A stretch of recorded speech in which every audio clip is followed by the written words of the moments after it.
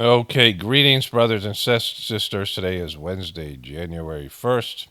So we're entered into the time of YouTube censorship and whatever else they do, demonetization of videos, because there's less ad revenue. So remember to like and comment and do all the things and membership and all the other things. I got a message from YouTube on my analytics. Great news, more ads were displayed with your videos, helping your channel earn more revenue than usual. If they are being honest, 4 years ago was my best year ever financially on YouTube when the 2020 election hit.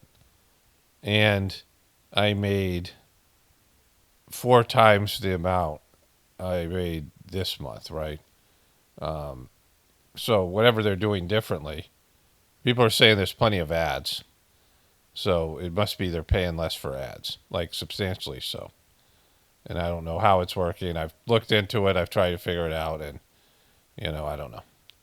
But this isn't just for my channel. It seems like they're not as down on my channel as they've been before.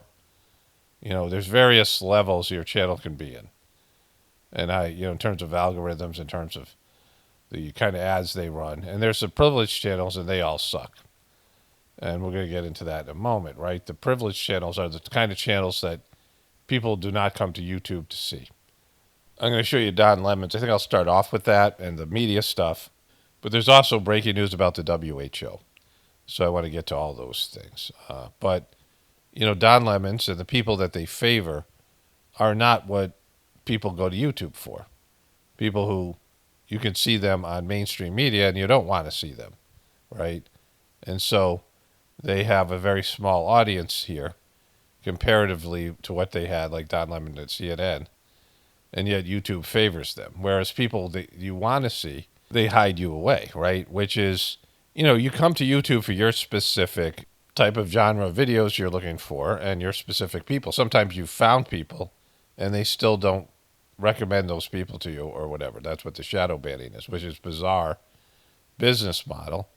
And it's just arrogant. Like I said before, you search for something and they say, well, we know what you want, but we're going to show you something else instead.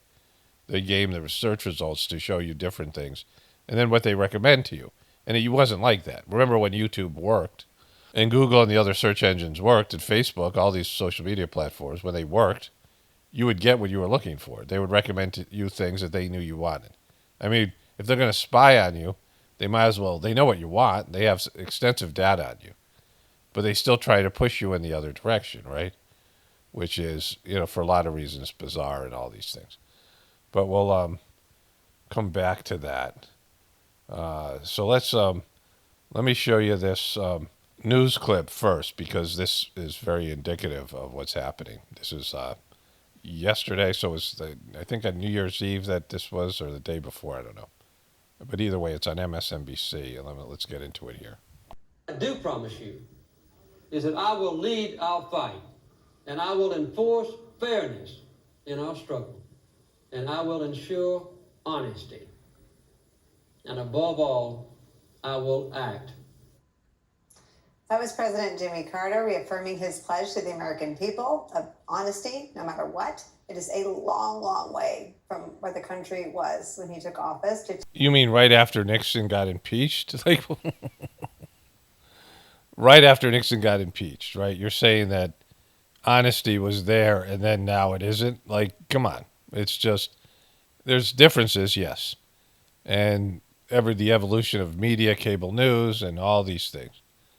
And the lying is much worse, and there's much more access to politicians. You barely saw politicians, right? You had to turn on the evening news, and they would present whatever news that was relevant to the political campaign, and that was about it. Like, there was no cable news when I was a kid, back then, and the stuff with Reagan and Jimmy Carter.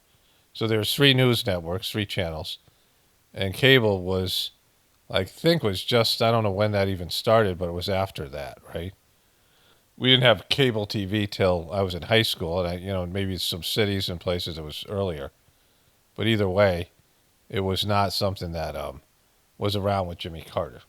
But the previous president was called Tricky Dick, right? back then when honesty, like the people say that shit all the time. Joe Biden was just saying the same stuff. Now I think Jimmy Carter was more sincere. There was a comment that somebody left where they're talking about all the things that, the gas lines and the various things, and that everyone, like Jimmy Carter was the Joe Biden that led to the popularity of Reagan. I don't know if I saved that comment, doesn't matter. But I think, Joe Biden's much more sleazy than Jimmy Carter. I don't know how sincere Jimmy Carter was and how, less it was controlled back then because it was still controlled. But either way, just because Jimmy Carter got crapped on by the establishment with the Iranian, the Iranian thing was not his fault at all. And that was his downfall. And the economy probably wasn't his fault either. But either way, they always, they manipulate things the way they manipulate things. But that's not what we're talking about here. What we're talking about here is what they're going to say next. Today's culture of rampant lying, with one party's leaders' total dependence on ignoring the truth.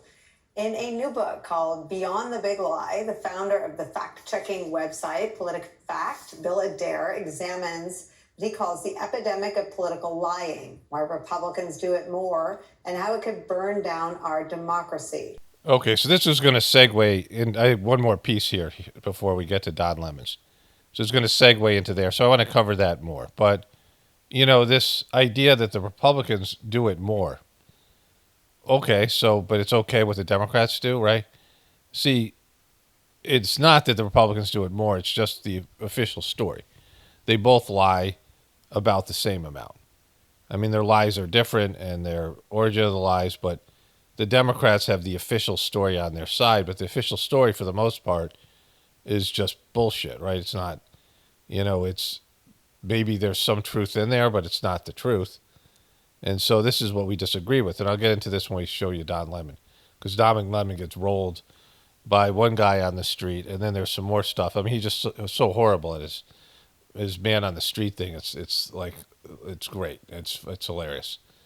But this guy is PolitiFact, and it's based in checking it on a story that's written by known liars, the intelligence community and the government and the corporations, right? They're known liars. They lie all the time. We're going to get into this with COVID as well.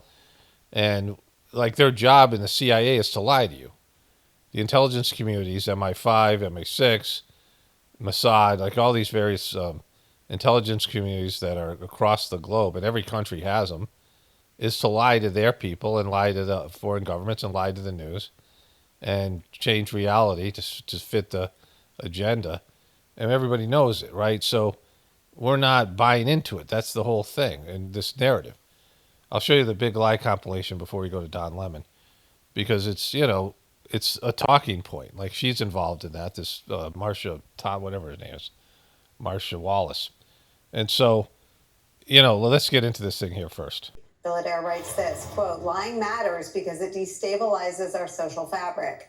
Lying matters because it threatens our democracy. Lying matters because it endangers our health. Lying matters because it cripples our discourse.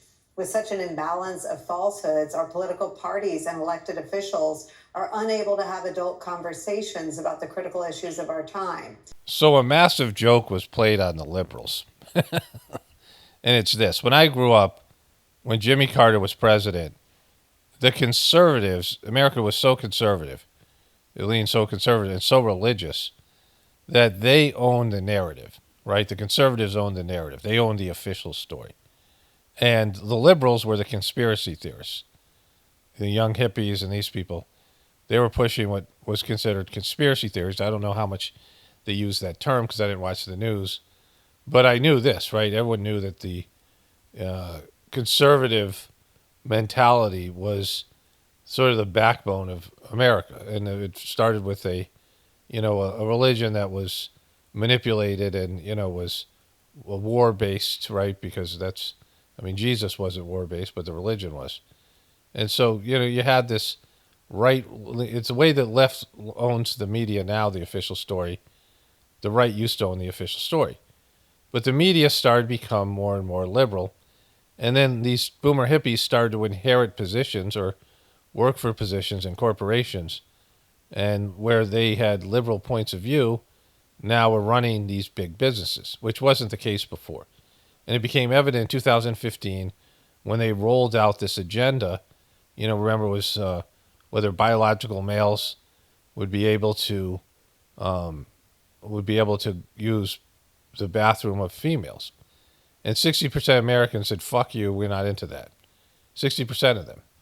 Because, it was, to them, batshit crazy. And the mainstream media in North Carolina passed a bill that said only biological males could use the men's room and biological females can use the ladies' room. And North Carolina lost the NBA All-Star game, amongst other things, and corporations were putting pressure on. Like, they had all these banks that were, set up in North Carolina. It was like a banking capital of freaking America or something. And these corporations, which now were liberal agenda, was pushing this, right? And so it was clear now, just like I said, there was a moment where they said that you couldn't go to church during the lockdown and COVID. Science was telling religion you can't have people in your church. So science was the new religion, right? So science became the new religion, and the liberals started to push their agenda in 2015, 16, and then throughout, because now they own the official story. They were in charge of what people thought of as the mainstream media story. And, these new neoliberals are not true liberals, but whatever, right? People on the left. But unfortunately for them, whether they planned it or not, or just happened, with the onset of the internet, people no longer subscribe to the official story, and there was better explanations out there. Now, there's a lot of disinformation too, but better explanations.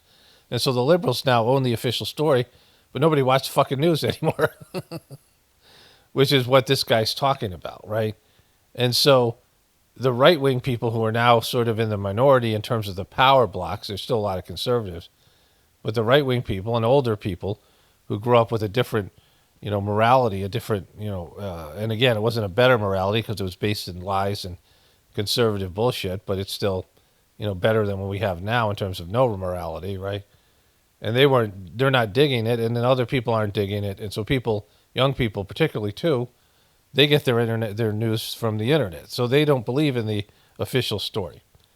And so this guy's saying that this is what the conservatives used to say to the liberals, what this clown is trying to say here. They can't agree on facts because one side denies the truth. Bill Adair joins us now. Bill, I don't know that there's a more legitimate claim to must read ahead of the inauguration than this, but I'm so glad that you wrote it, and I'm so glad that you're here. I want to ask you this. One thing that is clear since Election Day is that Trump supporters don't believe him, but Trump's critics do, on the issue of weaponization of the government against political enemies. It's a must read. So what I'm going to show you with Don Lemon is somebody calling, saying the same thing I'm saying here. There's a couple things that are happening.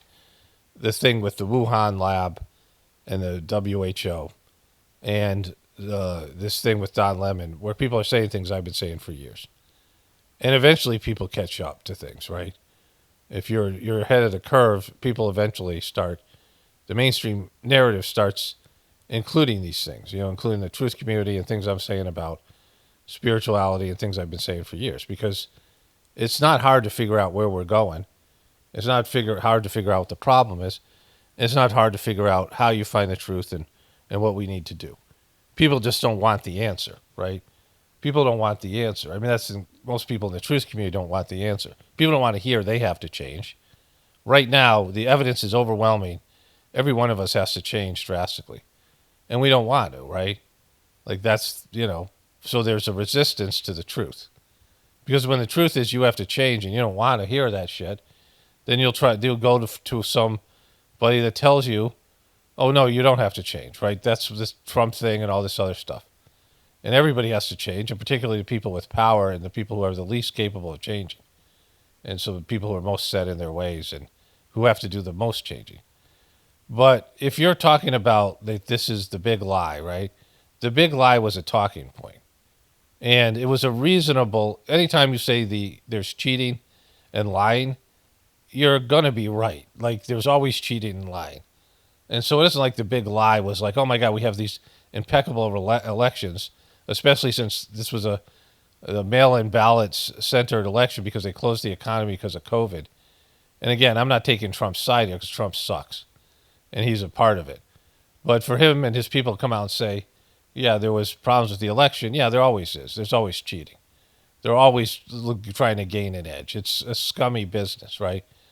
But these people came out. Let me show you the compilation. You've probably seen it before, but it's very important to this particular context. And then we'll go to Don Lemon's talking points. And when the media and the politicians use the same talking points, it's a nightmare. Like that's where you have fascism, where media and corporations and the celebrity culture all are saying the same things. Your civilization's in trouble, right? So you have, CNN that counted Trump's lies in gumballs, which was great, which always gives me a chuckle. But this is the big lie. It's the gigantic lie, the lie that's out of control. It's the big lie. And so let's get to it here. Is a lie. But this lie, his big lie. The big lie. His own big lie. The big lie. I doubt any of them are stupid enough to believe the big lie. Of the big lie. By the big lie. Deranged by the big lie. Continue to perpetuate the big lie. That big lie and the big lie, because the big lie. The big lie is The big lie. this whole big lie election. There is a new big lie making the rounds. And big lies, a big lie. These big liars Is the big lie. The big lie is just that, a big lie. President Trump told a big lie, one of the biggest ever told. This big lie is perpetrate and act upon the big lie that Donald Trump perpetrated the big lie. The face of provable lies. Lies that right now are Continuing. Big lie. Trump's lies. Conspiracy theorists would rather travel across the country in service of the big lie. Extraordinarily dangerous to spread the big lie. Pose the big lie. Standing against the big lie. Yeah, I said it. We know that the big lie was cooked up. You got the big lie. About the function of the big lie. Have been banned from sites like Facebook and Twitter, but his interviews with right-wing media where he continues to repeat the big lie. They're part of the big lie. Goebbels and the great lie. You keep repeating the lie, repeating the lie. Big lie. People will know it's one thing for one man, one woman, to repeat the lie over and over and over again. So YouTube recommended this for me from Joe Rogan. And then I saw other people had covered it. But I couldn't find it on Don Lemon's channel. And so I'm not sure what happened to it. Like, I'm not sure where it went. I don't know if Don Lemon did this live and somebody caught it. I couldn't find it anywhere. But it might be in his short videos, the man on the street thing, but it's hard to say. So he's got Don Lemon, DL, down low. He's got the thing that on the down low. And he asked this guy about whether it's President Musk and President Trump. And I have a whole second thing to show you, like a whole Don Lemon segment to show you, right? But here... Who is the real president-elect, you think? Donald Trump won, I believe. Democratic lawmakers in Washington are calling Elon Musk President Musk now, and they're saying Donald Trump is the vice president or the head of communications. What's? Wait a second. No one said that. Really? Have you not watched and paid attention to the Absolutely not. I'm paying attention to what I'm doing during my day so I can try and get a better life and get ahead. Okay, do you have your phone with you? I do. Why don't you Google right now? Yes, tell me. President Musk and see what comes up. No. But that's already a loaded question, you realize. Tell me, give me the sources. Axios, Business Insider. Oh. We don't trust any of these. The common man doesn't trust any of this. Keep going. ABC News, Washington Post, New York Times, The Atlantic. Oh! I don't trust any of these. Oh! I don't trust any of them. Okay. I don't trust any of these. We're the common man. We don't trust any of these. No one trusts the government. No one trusts the common news. We don't trust any of that anymore. Well, Independent news, we are the ones that own the news now. People trust me. They don't trust MSNBC because I care and I'm actually one of them. I can't disagree with you. Okay. Well then. I get a lot of people coming to me saying, I only watch, I don't watch corporate media anymore. Right. But you ask this guy to Google all these corporate media giants. There's a great moment, too, where I have another short, if I think it's in the long video I'm going to show you, of him when he interviews this woman about the same subject, right? But he's got a hard-on for Elon Musk because of the whole Elon Musk thing. And so he covers it in multiple videos on his channel, but one very specifically. And I'm going to show you the whole bit of it because it's great. But like he gets rolled by this guy because this guy says what I've been saying for years now, that we don't believe in the mainstream narrative anymore. It's the same thing with the Big Lie book by this, PolitiFact guy and what Marcia Wallace was saying. We do not subscribe to the mainstream story anymore. And so this is where the liberals got fucked because now they control the mainstream story, but now there's an alternative, which comes from liberals, like mostly liberals who built the internet, right? Tech people and these things, educated people, people who were mostly, California liberals. And now they've built something where America is verbalizing their own research and things, and it's much better than mainstream media. And so we don't, when you say the authority says this, we're like, well, we don't subscribe to that authority, right? And this guy just said it. And Don Lemon's like, I can't disagree with you because he got fired by CNN, but there's this great clip where, he's not really doing anything different. That's what the whole thing with Elon Musk realized that Don Lemon was just going to do a CNN stick on X. And so Elon Musk said, I'm not paying you to do your CNN stick. It's going to suck. No one's going to watch it, right? Like Elon Musk was smart enough to see Don Lemon wasn't capable of becoming alternative media. But he says, I get people all the time saying, I don't watch mainstream news, just you. And Don Lemon thinks he's part of our group now. But he's not. Like he goes back and forth because he's just completely mainstream, but he just sucks at it. And now he doesn't have a platform because nobody wants to hire him.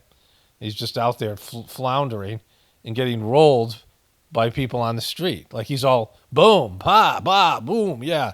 Axios, yeah. Like all these, the guy's like, yeah, but we don't believe any of that bullshit. Nobody does. We don't look at that as being, and the guy, Don Lemon, has to agree with him. Don Lemon lost that fucking debate because he knows what everyone else knows, or kind of knows, but we all know it, that the mainstream media sucks and we don't believe in it. And we don't have to because we have an alternative. We have alternative, sources for information.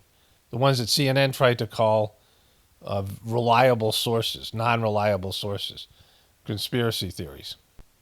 Okay, so I want to get to this longer clip.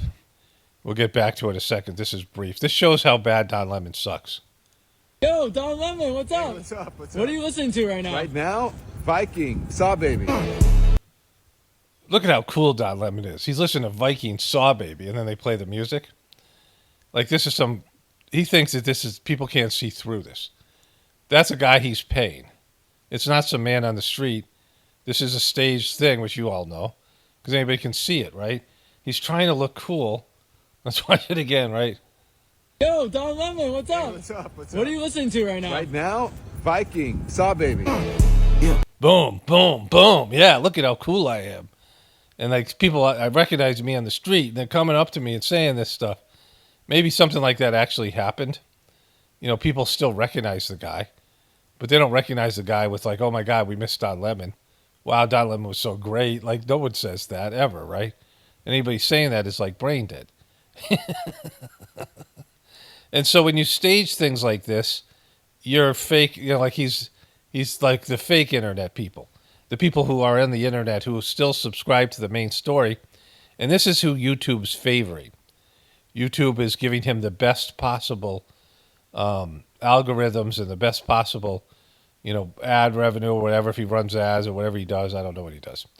But whatever Don Lemon wants, YouTube's going to give it to him. And people don't come to YouTube to watch this unless they want to make fun of Don Lemon. The only reason to watch Don Lemon is to mock Don Lemon, right? There's no reason to watch him in terms of his content. His content is particularly bad. His interview skills are horrible. His man on the street things are laughable, right?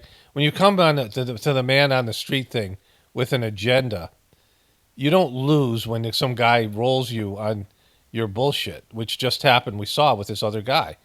Don Lemon came with an agenda to say it's Elon Musk who's president and not Trump. And the guy just totally made Don Lemon say, I can't argue with you. You're right. Like, you don't lose debates like that.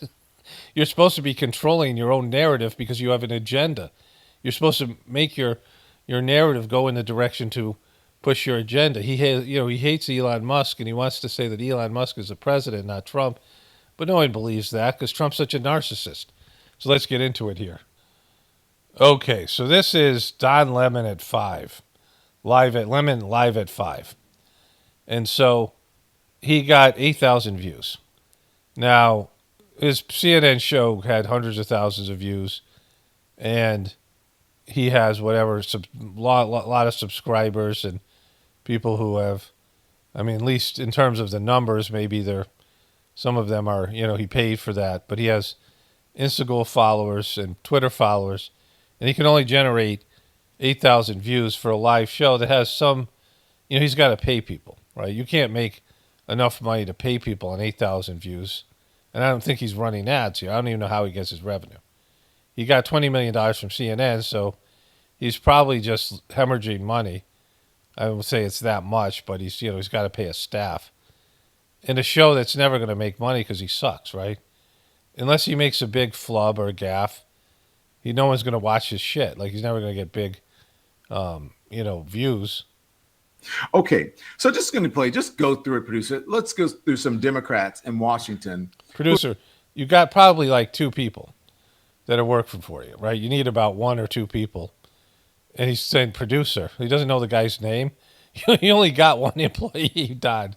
We've been positing this, and this is just a few examples. There have been tons of them. See, there's Don Lemon in the background. He has his TV onto himself, but it's different, timed up. So they have a TV clip of him behind him, and then the fireplace. He's in his living room trying to be a news anchor.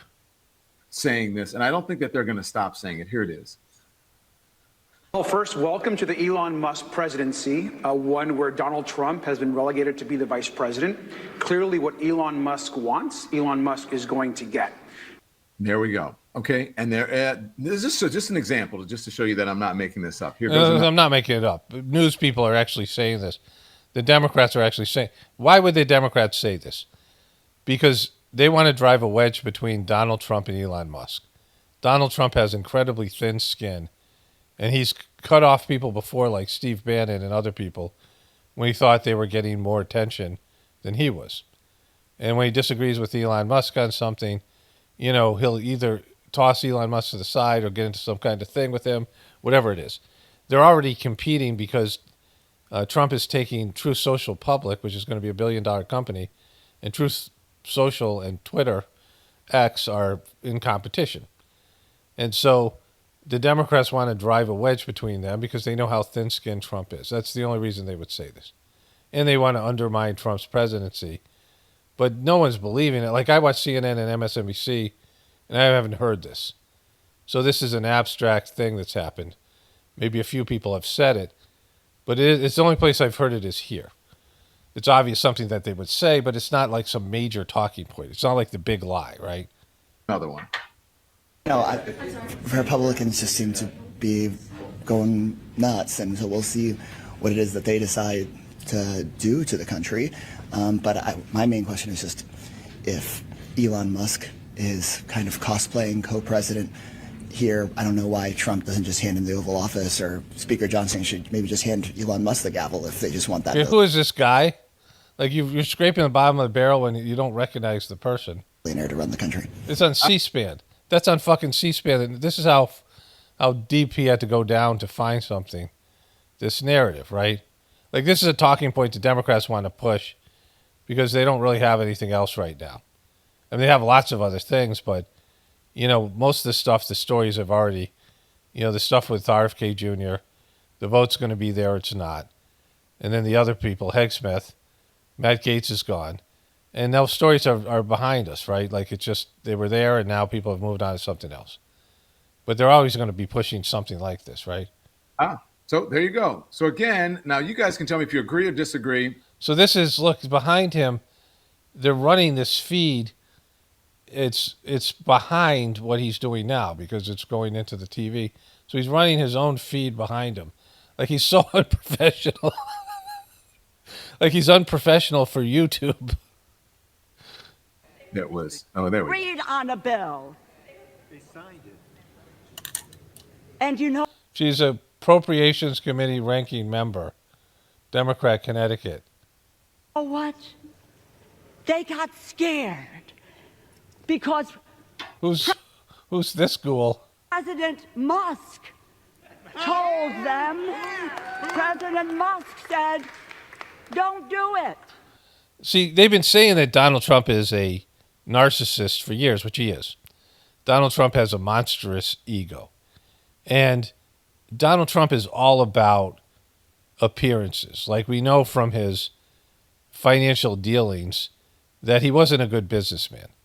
But he's good at selling himself. And you see this over and over again through The Apprentice and all these things and all the stories around him.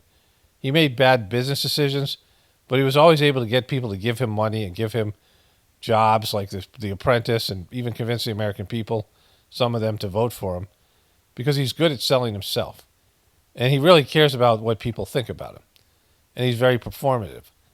And so they're saying this only because of that, not because Trump would ever allow someone else to be president, right? Trump doesn't listen to other people. And so whatever relationship he has with Elon Musk, they're saying this as a way to get at Donald Trump, because they know, like they've been saying for years, he's the most conceited, arrogant narcissist. So why would they say that he would allow somebody like Musk? Just like when they say that Putin's running the country, right? They're trying to undermine people's confidence in him, but mostly they're trying to get under his skin. Okay, so this is my question. So if Republicans were calling him President Musk, or president, that probably would be like President Soros, right? I think that would be what they would be saying. So even if Republicans were doing that, I think. See, look, this is behind like by a couple, like 20 seconds. It's legitimate to ask, what do you think? Is a legitimate president? Yeah, but nobody takes as Republicans seriously that say Republican President Soros. I mean, there's the people. Like if you're thinking about the people and the power behind the throne, it goes. Soros is just what people say in the Republican Party. It's the most superficial, easy answer, right? Soros is something that people on Fox News know about, and remedial, like people who think they're truthers but they're not, right? So there's a much more sophisticated story, but nobody takes the Soros stuff seriously, like nobody's taking the President Musk stuff seriously. But Don Lemons thinks that this is, like some sort of alternative media that he's doing. Like he's using mainstream stories, but obscure mainstream stories. And his dislike for Elon Musk, because Elon Musk fired him, because Elon Musk saw that this guy was just going to do his crappy CNN show on the internet. And it was going to fail epically, because it has, right? Like his Elon Musk interview was that was how he entered into social media, and he got lots of views. And he did so poorly, no one came back to watch because of him. Like, you might have a viral video. Like I had videos years ago that went, I had videos that got 2 million views, right? And, I had to cater to dummies to do that. And it was where my content was anyway. I wasn't doing it on purpose. But, my content is better now. Like I'm better at seeing the truth. And, what the truth community was 10 years ago is, where I was 10 years ago, a lot of people are still there. And then a lot of people are right-wing truthers who are not even there yet, right? So that's crazy. But, there's a lot of dummies out there that you can cater to. And Don Lemons can't even cater to dummies. Like his stuff is there for dummies. And there's lots of dummies. There's lots of dummies who don't like mainstream media, but they're Democrats and they might like something Don Lemon puts on. But he's so incoherent, and he can't frame a narrative, and he can't stagecraft. He puts his own picture behind him, his own, like, doesn't his producer say, why is he doing it here? Why have a TV there, right? Like fucking, it'd be okay with the fireplace. You want to make this like kind of cozy, but you don't put a show that you're on, your show, running a couple of minutes slower behind you, right? Like you're talking about, narcissism. Biden, or is it blah, blah, blah? So when people like sort of question that, they show that I think blah, blah, blah was underrated. They're biased. Just to show you some other evidence of getting this president riled up, and that folks are doing it. Again, it's not, there are the Democratic lawmakers in Washington are doing it, but people are having their fun on social media as well. And it's not just the Democrats. Let's play it. Here's, look at some of these memes. Breaking reports are growing that Trump is irate over people. This is Trump lies commentary. This is a Democrat. This is just don't say this is not just Democrats. Seeing Elon Musk as the president, obviously this is an AI image. This is a doctored image. Is it? Elon Musk doesn't have a throne, and Trump isn't kneeling before it. But these images are showing up all over on social media. All over. Like, haven't you seen 10 of them? Like, have you seen any of them before this? Have you ever heard of this before? This idea? Any of you guys? They're all over social media. Look at these memes. Look at this fucking meme. Digital, all over the internet. It's not just social media. Yeah, look at this. Oof. Oof, boy, but this one cuts right to the center of the truth here. Again, showing up on social media. Obviously, doctored images, but again, who did this? Again, all over. Boom. And I kind of never seen this, especially as it relates to Donald Trump. Haven't seen that. Elon in the middle. And there you go. Oof. Wow. Oof. Wow. Okay. He's a butler. Donald Trump's a butler in this one. My God. The brainiacs out there making these internet memes. So, as I said, this one is so cute. He thinks. Boom. Ooh. He's steering like a little kid in the backseat. Oof. This one is. Oof. Oof. French made. Now that one is not. Imagine that. Oh, boom. He's a jester. Boom. Court jester. Okay. So anyway, these are brutal. My dogs are this is happening. And this is, again, legitimate questions because... Brutal. His dog is brutal. So he's got the memes behind him here. People are actually wondering who is in charge. Exactly. I believe they're wondering how much influence is Elon Musk going to have? I think that's the real question here. Play with the lawmaker that you said is... Okay, so the reason they put Joe Biden in, because Joe Biden and Trump were very similar in character and their age and their personality types, very similar. One was in business and a fraud in business. The other one was a fraud in politics. But they were very, they're within a couple of years of each other. They grew up in similar, like, kind of circumstances, time period, and they had similar personality types. But the difference is that Joe Biden was completely handled, and I think part of that was also his mental decline, but he has always been handled because he's been a politician for years. And he's part of the establishment. And Joe Biden was telling, remember how Joe Biden always said, I'm going to get in trouble. I should stop. I'm going to get in trouble. Like, who is going to get you in trouble? Who's going to lock you in the closet or put you in timeout, Joe? Like, because he had all these handlers. And Trump is less handled. He certainly is handled, but the people he's handled by are the business people that he's had to bow down to for years. And, there's those, that element. But Trump is more of a rogue person. And so, like, if you're going to talk about someone being a puppet, it's Joe Biden. And, that's neither good nor bad because neither one of these clowns should be making decisions. Trump shouldn't be making decisions because he's horrible at it. And he's run one business, all his businesses into the ground. And he's a failure and a loser. And Joe Biden's people who handle him, they're evil. So, like, either way, like, you can pick your poison, right? But there's no insight to any of that from Don Lemon because he's clueless. Because he's showing himself on a TV screen running on a delay, right? It's just...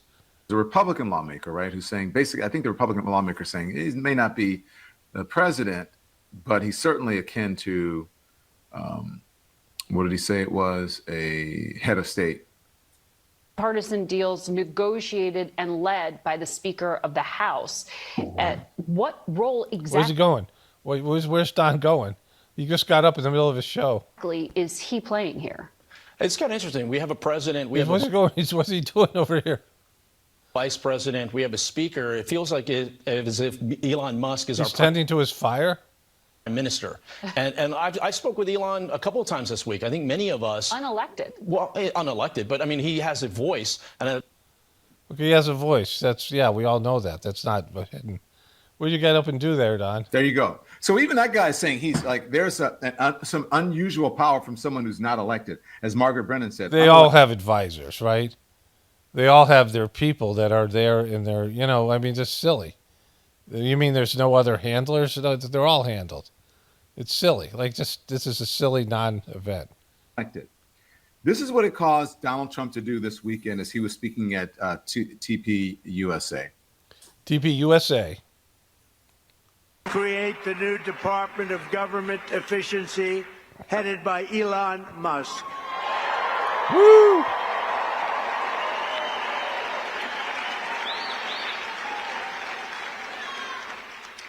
And no, he's not taking the presidency.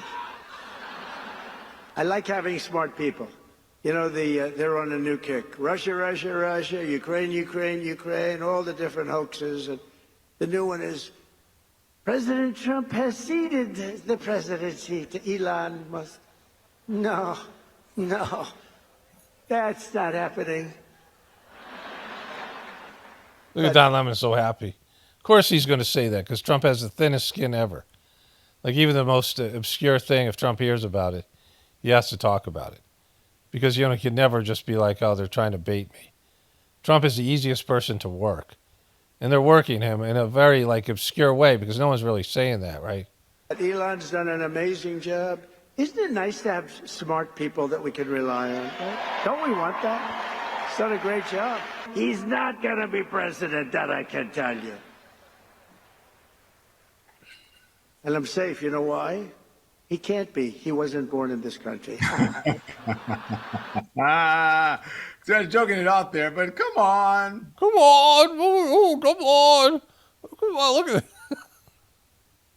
Enough to respond?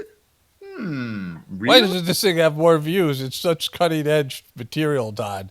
I can't believe that they don't see you with all the great algorithms, the way that YouTube recommends you and pushes you out there, and all the love that you've gotten, and the way that you came onto your internet show by having an epic interview with Elon Musk in which he fired you, like on the fucking spot, because you did such a bad job. And then the way that you went and did interviews in CNN and other places, and then your show is like dying a painful death.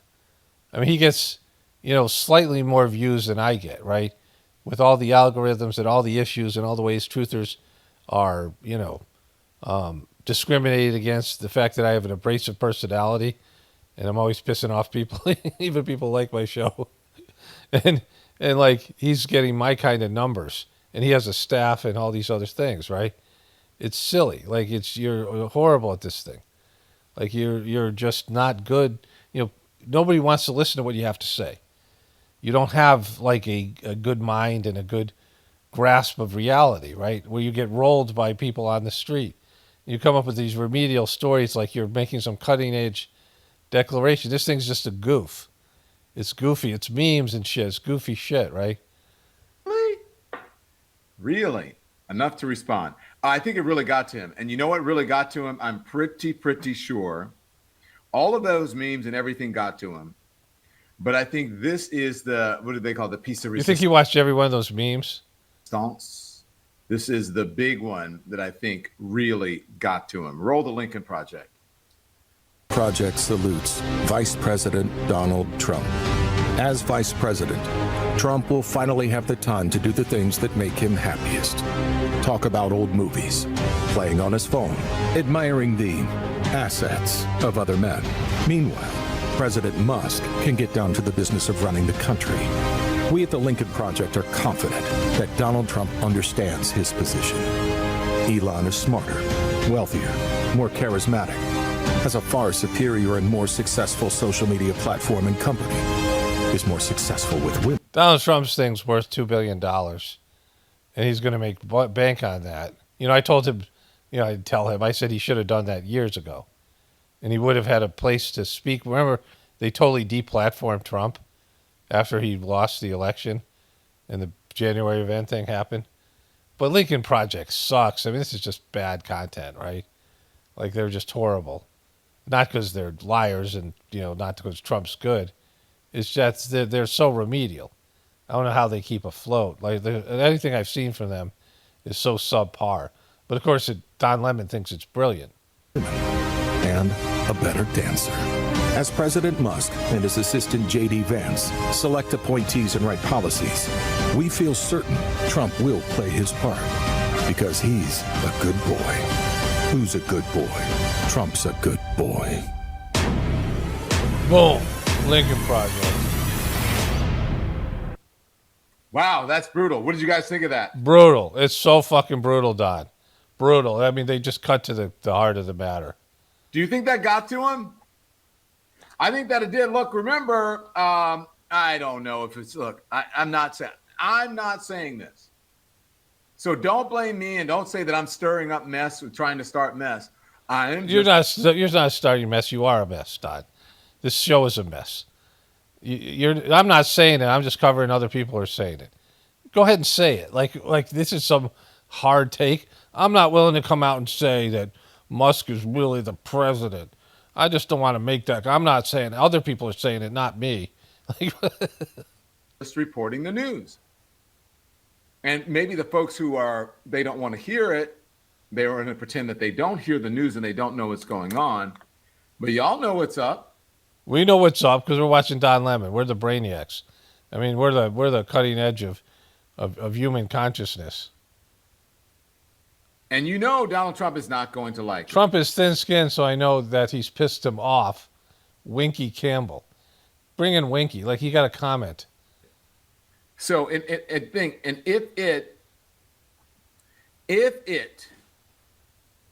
he does not like it, right? This cat just ran through. Look at this cat's like right here sleeping. It's gonna get up and run through. If he does not like it, his dog, right? Then his dog can't even stand. Like, my dogs are both sitting here. They look at me every once in a while, but they like to be in here with me. Dog wants to be a part of Don. He's going to respond to it. If he doesn't care about it, he's not going to respond to it. Okay, so let's get at it. So, do you understand? You understand what's going on here? Again, hilarious, says Linda Furker. I agree with it. Linda Furker is the best. We need more Furker. More Furker, Don. She says shit like hilarious.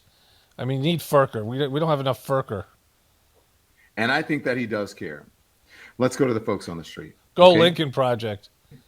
Because I went to the street and I asked people about it. Some of them didn't know about it. Some others pretended that they didn't know. Okay, I didn't know till I saw this thing. Right, I had no idea. Like, and I watched the news regularly till shit on it. Right, like, you know, I watch the news when I eat lunch, and I watch MSNBC and CNN, and it gets recommended to me by YouTube, and I didn't hear any of it. Like, the only one I saw, so they sent me a clip for Joe Rogan covering that clip because Joe Rogan was loving that guy rolling Don Lemons. Then I looked for the clip. This is the only person I've seen talk about this, right? And the people he showed were all abstract. And the thing from the Lincoln Project, you know, they're all going to say that, right? Of course they're going to say that. I mean, it's an obvious, like, it's so remedial. It's an obvious link to make.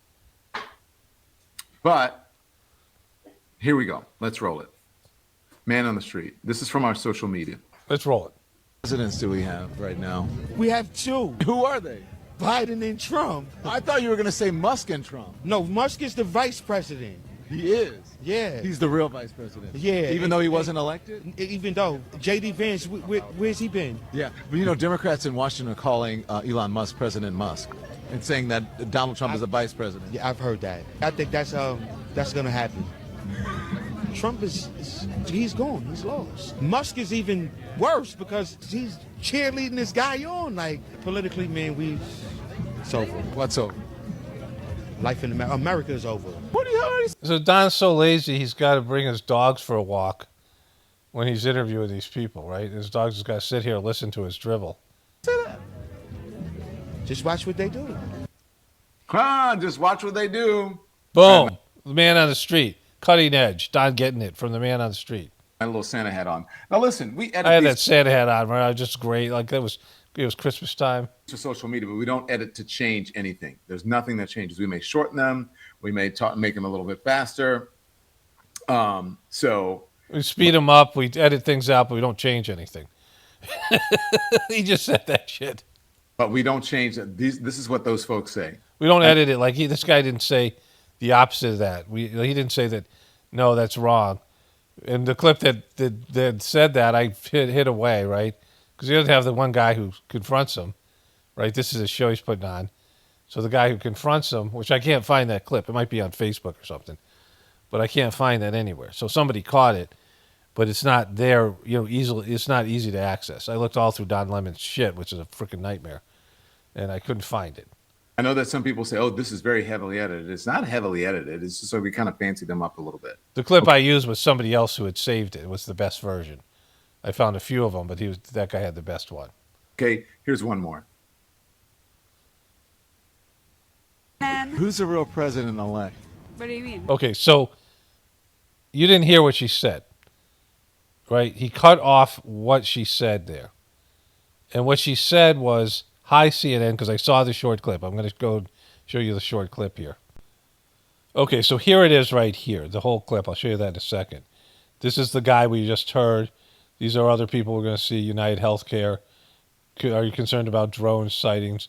These are just his things. This is Don. Story time at the Lemon household. They're eating the dogs. They're eating the cats. They're eating the pets of the people that live there. This is kind of narcissist he is. He's reading his own book to his dogs. And they got this music playing behind us. You know, the scene they've set up in their multi-million-dollar home that he's paid for with CNN money that they had to give him, right? Which is a whole thing. But this guy is an absolute ass clown. And he's like not funny, and he's not good at, he doesn't understand how bad he is. He's totally like tone deaf to his own suckiness. But this is the guy you saw, and this is the other clip. And she's going to come in and say, Hi, CNN. Who's the real president? She says, "Hi, CNN," because she doesn't know Don Lemon has been fired, right? She doesn't know that Don Lemon is like an absolute freaking ass clown that they fired, and CNN was hemorrhaging money. And so they were getting rid of him because he was a nightmare. And they put him on the morning show because he had this contract they couldn't get rid of.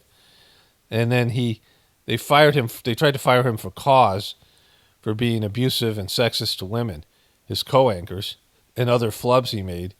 But he won the settlement, and he got like $24 million of CNN is already like just hemorrhaging money. They're failing epically. And he sucks. CNN sucks, and he couldn't even do CNN. He had no audience. His late night show got canceled. His 9 o'clock show got canceled, and they put him on the morning show. He failed epically there. They fired him, and they had to pay him $24 million. And this woman doesn't know because no one watches mainstream media anymore, right? President-elect. What do you mean? They're calling Elon Musk President Musk now. Oh, well, I mean, that's just internet chatter. No, it's lawmakers in No, it's not. Well, the reason you don't tell them no, you're not there to tell people like this is not. We'll watch this. We'll go back to his regular show here in a second, but you're there to get their opinions. They're there to validate your shit. And when she said that's just internet chatter, that's just internet bullshit, Don. All of us know it. It's silly. No one really believes that. It's not a real story. No, it's the real people are saying it. I mean, really. You're not there to convince people of shit. You keep on getting rolled like you suck at this. His dogs don't want any part of him. They're over here like pissing and shitting behind him. He's oblivious to it, doing this thing on the street.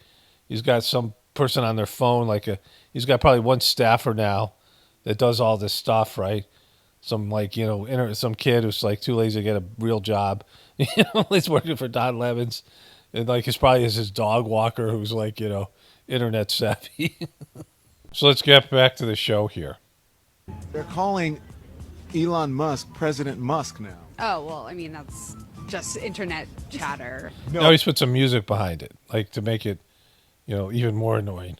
It's lawmakers in Washington. All the Democratic lawmakers are going on television saying, President... All of them. All the lawmakers in Washington, every one of them are going on television.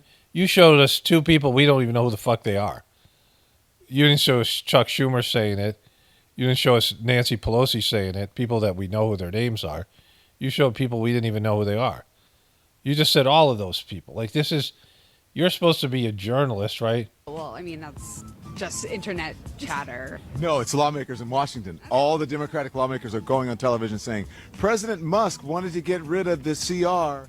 Well, I think Elon Musk wasn't in the last election, so how could he They didn't say that. What are you talking about? Silly. be president-elect? So she has to explain this. She doesn't, even though Don Lemons is fucking off CNN, and she still has to explain it to him.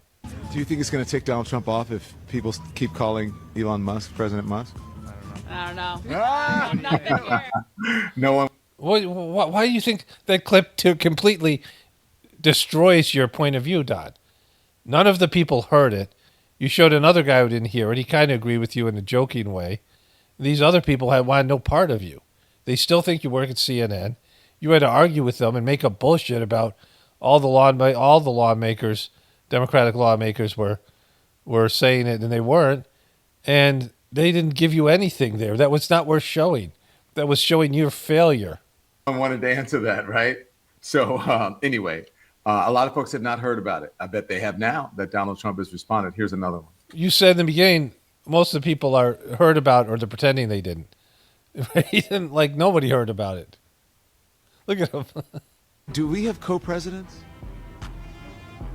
Have you seen that? Democrats are on. Say again? Is his name Elon Musk? That's what Democrats are on television. Wow, she figured it out, Don. Elon Musk, President Musk, and that Donald Trump is the vice president or the head of communications for President Musk. J.D. Vance sure isn't vice president. Wow. Do you believe that? Wow. He said it. Wow, this is amazing content. Well, listen to him. Donald Trump is the vice president or the head of communications for President Musk. J.D. Vance sure isn't vice president. Wow. Do you believe that? Wow. She said it. Wow. This woman in the red hat on the street. Well, not in an election style, but I think he's obviously influencing the government. How much longer do you think Donald Trump is going to put up with someone calling Elon Musk President Musk? Forever. You think he will? She's smart. He's putting money out there. She's smart. See? She's smart. This woman's smart. I should let her have her own show. She's pretty smart. That's smart. She just gets it. He likes money. Thank you. Yeah. She's a smart one. She's a smart one. By the way, she was from Nashville. This one. One you can tell by her non-existent Southern accent. Oh, Memphis, Nashville. She had just gotten engaged the day before, and she asked me to be the officiant of her wedding. We'll see if she comes through with it. If she really wants me to, then I'll do it. I'll fly down. Okay. And she said, "Do I have to fly you first class?" I said, "Of course you do." Okay. Fuck. So he's gonna have to fly her. She's gonna have to fly him first class down to Nashville to officiate her wedding. Like, you just met her on the street. Like, what's happening, Don? Okay, I believe we have one more. Here we go.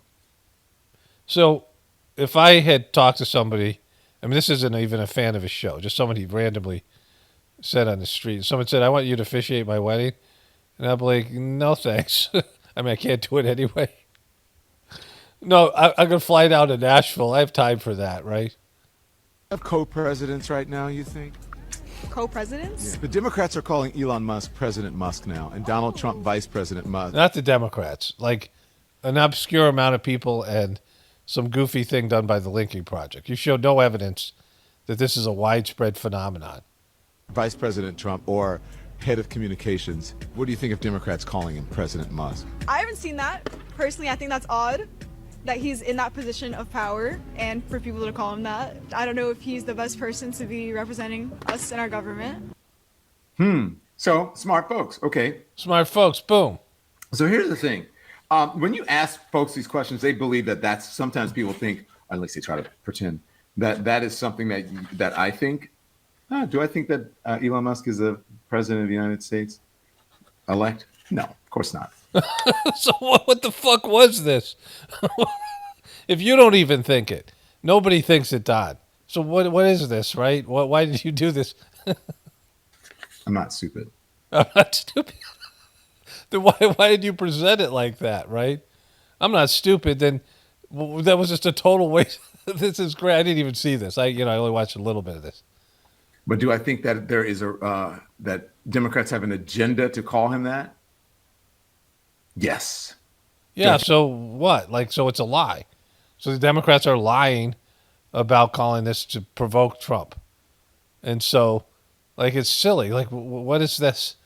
What is this thing you just did? This non-existent story, and you suck at it. It's not you just did it seamlessly. It's a horrible story, a non-existent story that you flubbed from beginning to end. I think it's worth asking. Yes. Do I think will it work on him? Is that worth asking? Absolutely. Is he going to lose his mind over it? I think that's worth asking. What's happening behind you, Don?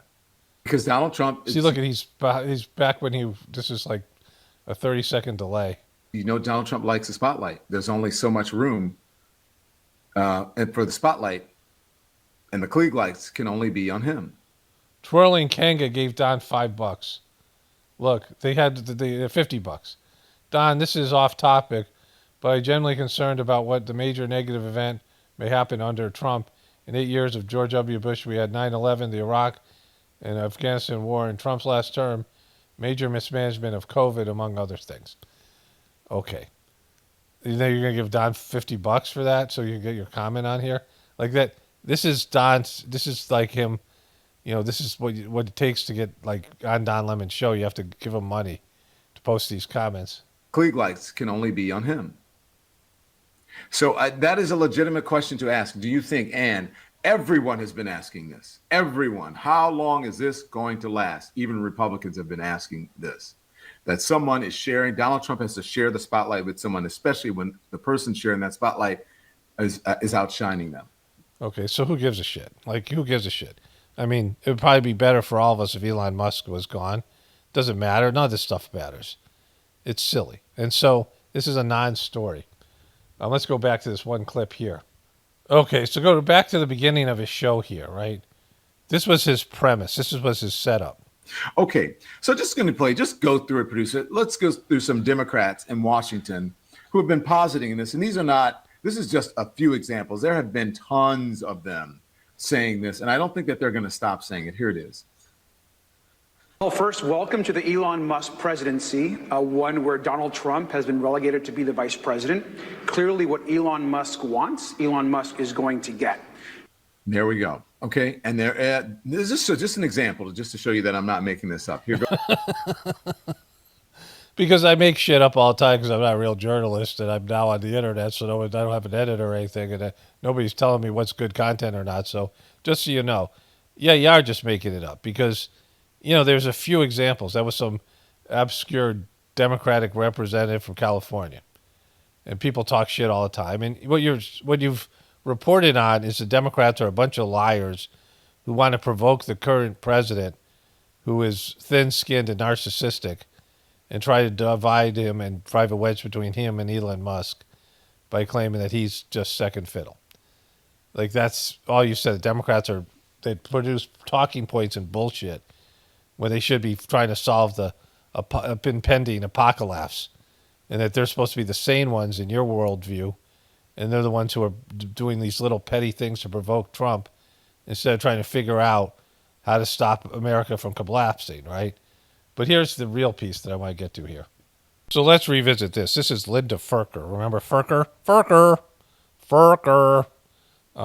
This is when he gets these comments here. But he just rolled the Lincoln Project clip, right? And, you know, I was making fun of other stuff here. But this is where, like, he admits that this is just bullshit, right? Like, this is a nothing burger. I think that it did. Look, remember, I don't know if it's, look, I'm not saying this. I'm not saying it, remember? So don't blame me and don't say that I'm stirring up mess with trying to You totally are, but you're not stirring up mess because nobody watches you.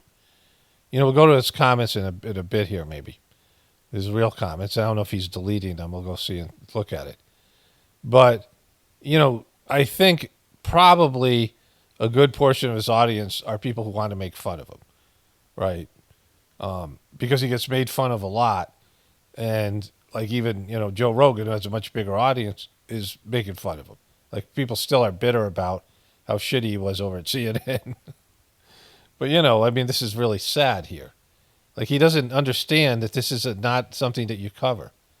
Like, it's not a real story. It's only a real story from the sense that I'm showing you this is how mainstream media works and this is how YouTube works. That YouTube is promoting shit like this, right? And mainstream media, this is their mentality where they cover things that are just, like, they're nonsensical. There's nothing here. The Democrats are trying to provoke Trump, and Trump will get whatever provoked he will. But his relationship with Elon Musk will end because of Trump's, you know, turns on everybody eventually. And so that'll go whatever course, it'll run its course. But it'll have nothing to do with the Democrats and this goofy talking point. Start mess. I am just reporting the news. It's not news, Don. And maybe the folks they don't want to hear it, they are going to pretend that they don't hear the news and they don't know what's going on. But y'all know what's up. See, this is where he gets into where he gets diffuse. Like he gets lost in his own show, right? And Donald Trump is not going to like it. So if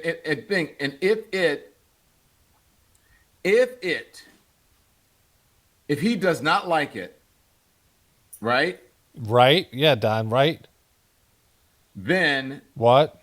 He's going to respond to it. Okay, that's that. Yeah, okay. Brilliant. Fucking what analysis. Doesn't care about it. He's not going to respond to it. Okay, good analysis. If he does care about it, he will. If he doesn't care, he won't. You heard it right from this brilliant code cracker. So, do you understand? Yeah. You understand what's I don't going know, on? Don. Can you explain it again? Because I just thought that quick that I could understand something this complex. Again, hilarious, says Linda Furker. I agree with Furker. And I think that he does care. Let's go to the folks on the street, okay? Because I went to the street and I asked people about it. Some of them didn't know about it. Some others pretended that they didn't know. So this is his take. Like, he has 3 people that are on the street that should be thrown away, right? If you're presenting something as an argument for coverage of a story that doesn't exist, you don't present 3 people who have no idea what you're talking about, or 4 people, or whatever it is. It's 4 people. I showed the guy before that he didn't put up there. So every person he had to explain it to. Not one person knew about this ahead of time. So this isn't a news story that's going around the internet because no one knew about it. He went 0 for 4. And he said some people pretended not to know about it. Nobody knew about it, Don, because it's a non-existent internet bullshit like that woman said, right? And not one person supported. The first guy said, yeah, in a joking way, just to go along with whatever you were saying. But no one really supported it because you don't even support it. You don't even want to get your hands dirty on this one, saying, I'm not saying it. The mainstream media is saying it, right? This is his fucking content. And it's a reflection of this is the kind of person he had held a primetime spot on CNN. This is the brilliant news mind and journalistic integrity of a guy who pretends that some guy asks him what he's listening to on the street, and he thinks people don't see through it. And he thinks it's going to go viral. It's bad content. It's like silly. He's like a silly little man, right? He's a silly little man in front of his fireplace and a TV show showing a delayed feed of his program that he doesn't even, nobody watches, and he doesn't even believe in. So these are the comments, right? Democrats before losing, Trump is Hitler and a dictator. Democrats after losing, Trump is Elon's puppet. Emojis. Back to the drawing boards. Where's the current president and VP? Desperate Don sad. It's a clown show. Trump hates to share the spotlight unless they have money Trump needs. This is their, most of these comments, the first ones, sort by top comments. These are the top comments, right? The first 2 are people who don't like Don Lemon. I don't know what the clown show means, if she means Don Lemon or Trump, probably Trump. But, the majority of these comments, the memes are very creative. Trump is phoning it in and Musk is answering the call. So this is their comment section here, right? Some of these are supportive, some of them are dopey, but a lot of these, Don Lemon is a clown, this kind of stuff here. Happy holidays, Don. And I'm sure they delete a lot of these comments. I don't know if he pays somebody to do it. I don't think he reads these comments when he's not on the live feed. And so this person, 7,000 views in 14 hours. Yikes, right? So, there's lots of people that are coming here. So out of these 7,000 views, there's now 8,000 views. I would say 2,000 of them are people who are mocking him, right? Coming him to mock him. And so, Jesus Christ, Don. Like, at what point do you realize it's just you're pathetic? Like, he has every advantage. I mean, he has all kinds of mainstream media privilege and YouTube privilege, and he has money behind him, and he can't produce something that he can't get, like, regular audience of people who want to hear what he has to say. I mean, this is about people not wanting his analysis because it sucks, right? And you got to be really stupid to watch him. Like, you have to be like the lowest of the low in terms of your ability to comprehend reality. So I have something to say about Don Lemons, something to add about Don Lemons.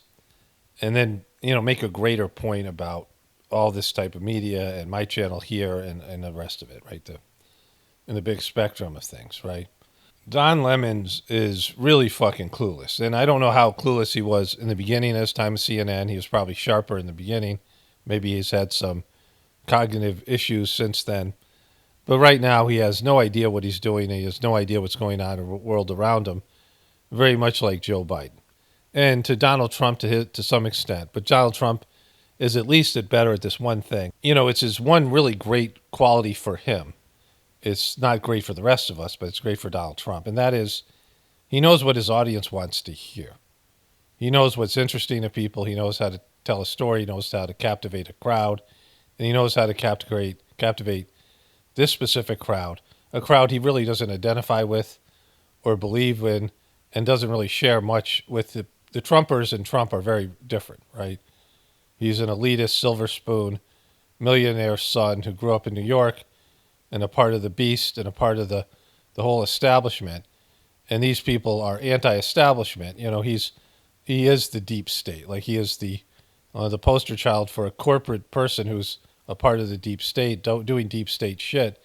And then he comes in and convinces these people that he's going to take down the deep state, that he is like a lover of and has been empowered by and has been blessed by the deep state, right? So it's very interesting dynamic, and he's able to convince these Trumpers, no matter what the evidence shows, that he's one of them, and he clearly isn't. And he knows what they want to hear, and he says it. And so Don Lemons sees this story, and he knows it's not true because he says it.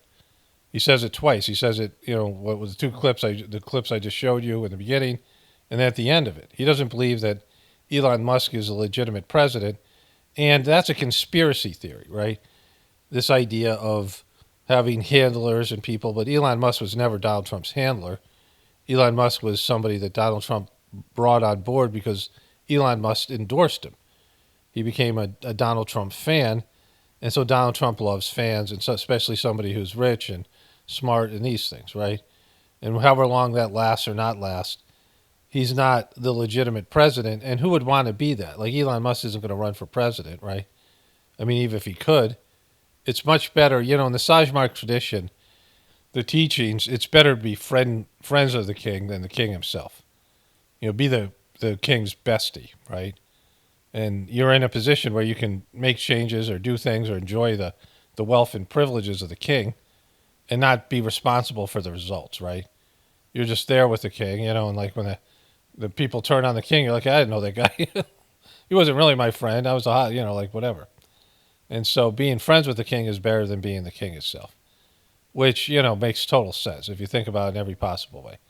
People want the power, they want the position, but it's better to sit on the sidelines and effect change and, have a seat at the table and not deal with the consequences thereof, right?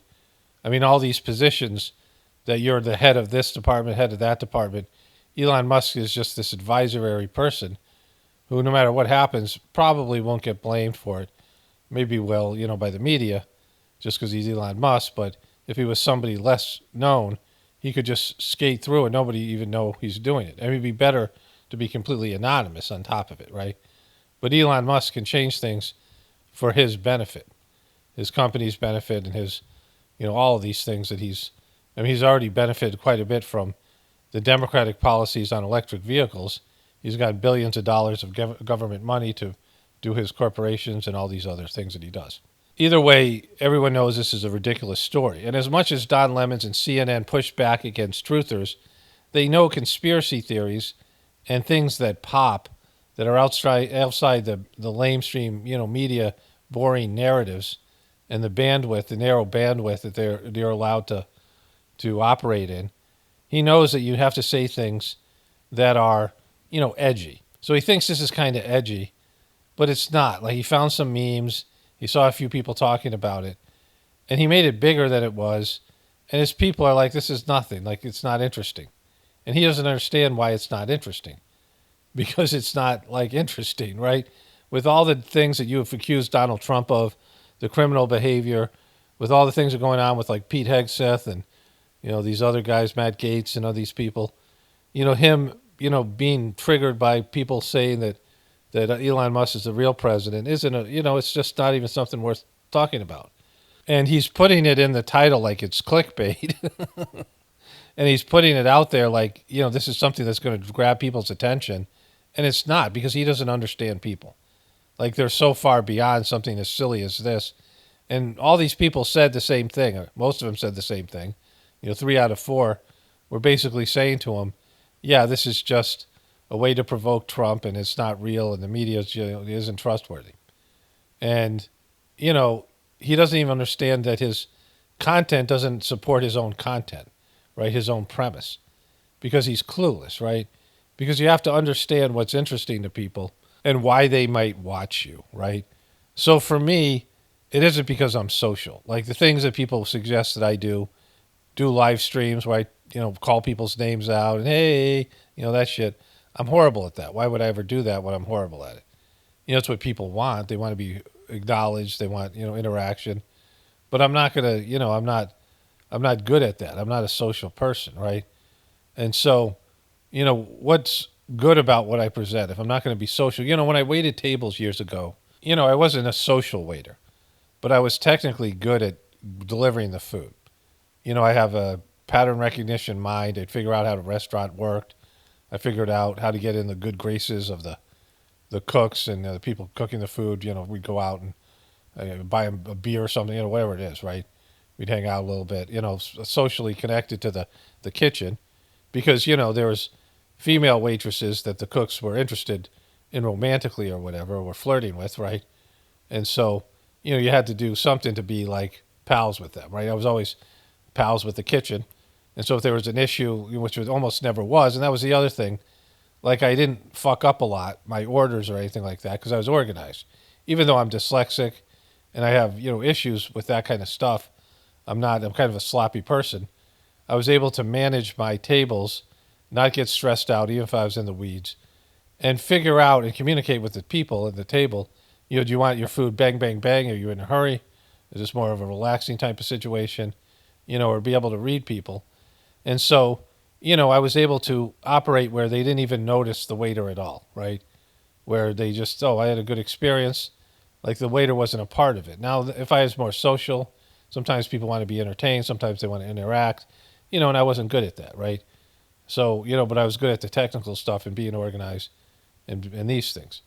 And so I recognized where my strengths were, and it was able to, do a good job. And, I had very few mistakes, so the kitchen wasn't mad at me. The managers weren't mad at me, where they, some kind of a nightmare where you order the wrong thing, or you forget something, or you do something, that causes a problem. And I also would go up and, kind of figure out where my tables were in terms of the, without bugging the kitchen, just have enough information so I knew what to do and tell the table or whatever if the food was coming out late or slowly. And I could tell them ahead of time, so it wasn't like they were sitting there waiting. Sometimes you just acknowledge people, yeah, I understand you're waiting. There just seems to be a backlog. There's a problem with the kitchen. It doesn't happen much, but it's just something that happens. And people are understanding if you acknowledge that they're restless and they're waiting for their food, right? Being aware in these things, right? And what I'm good at here is that in terms of why people want to listen to me speak, why do you want to listen to Don Lemon speak? Why do you want to listen to any of these people?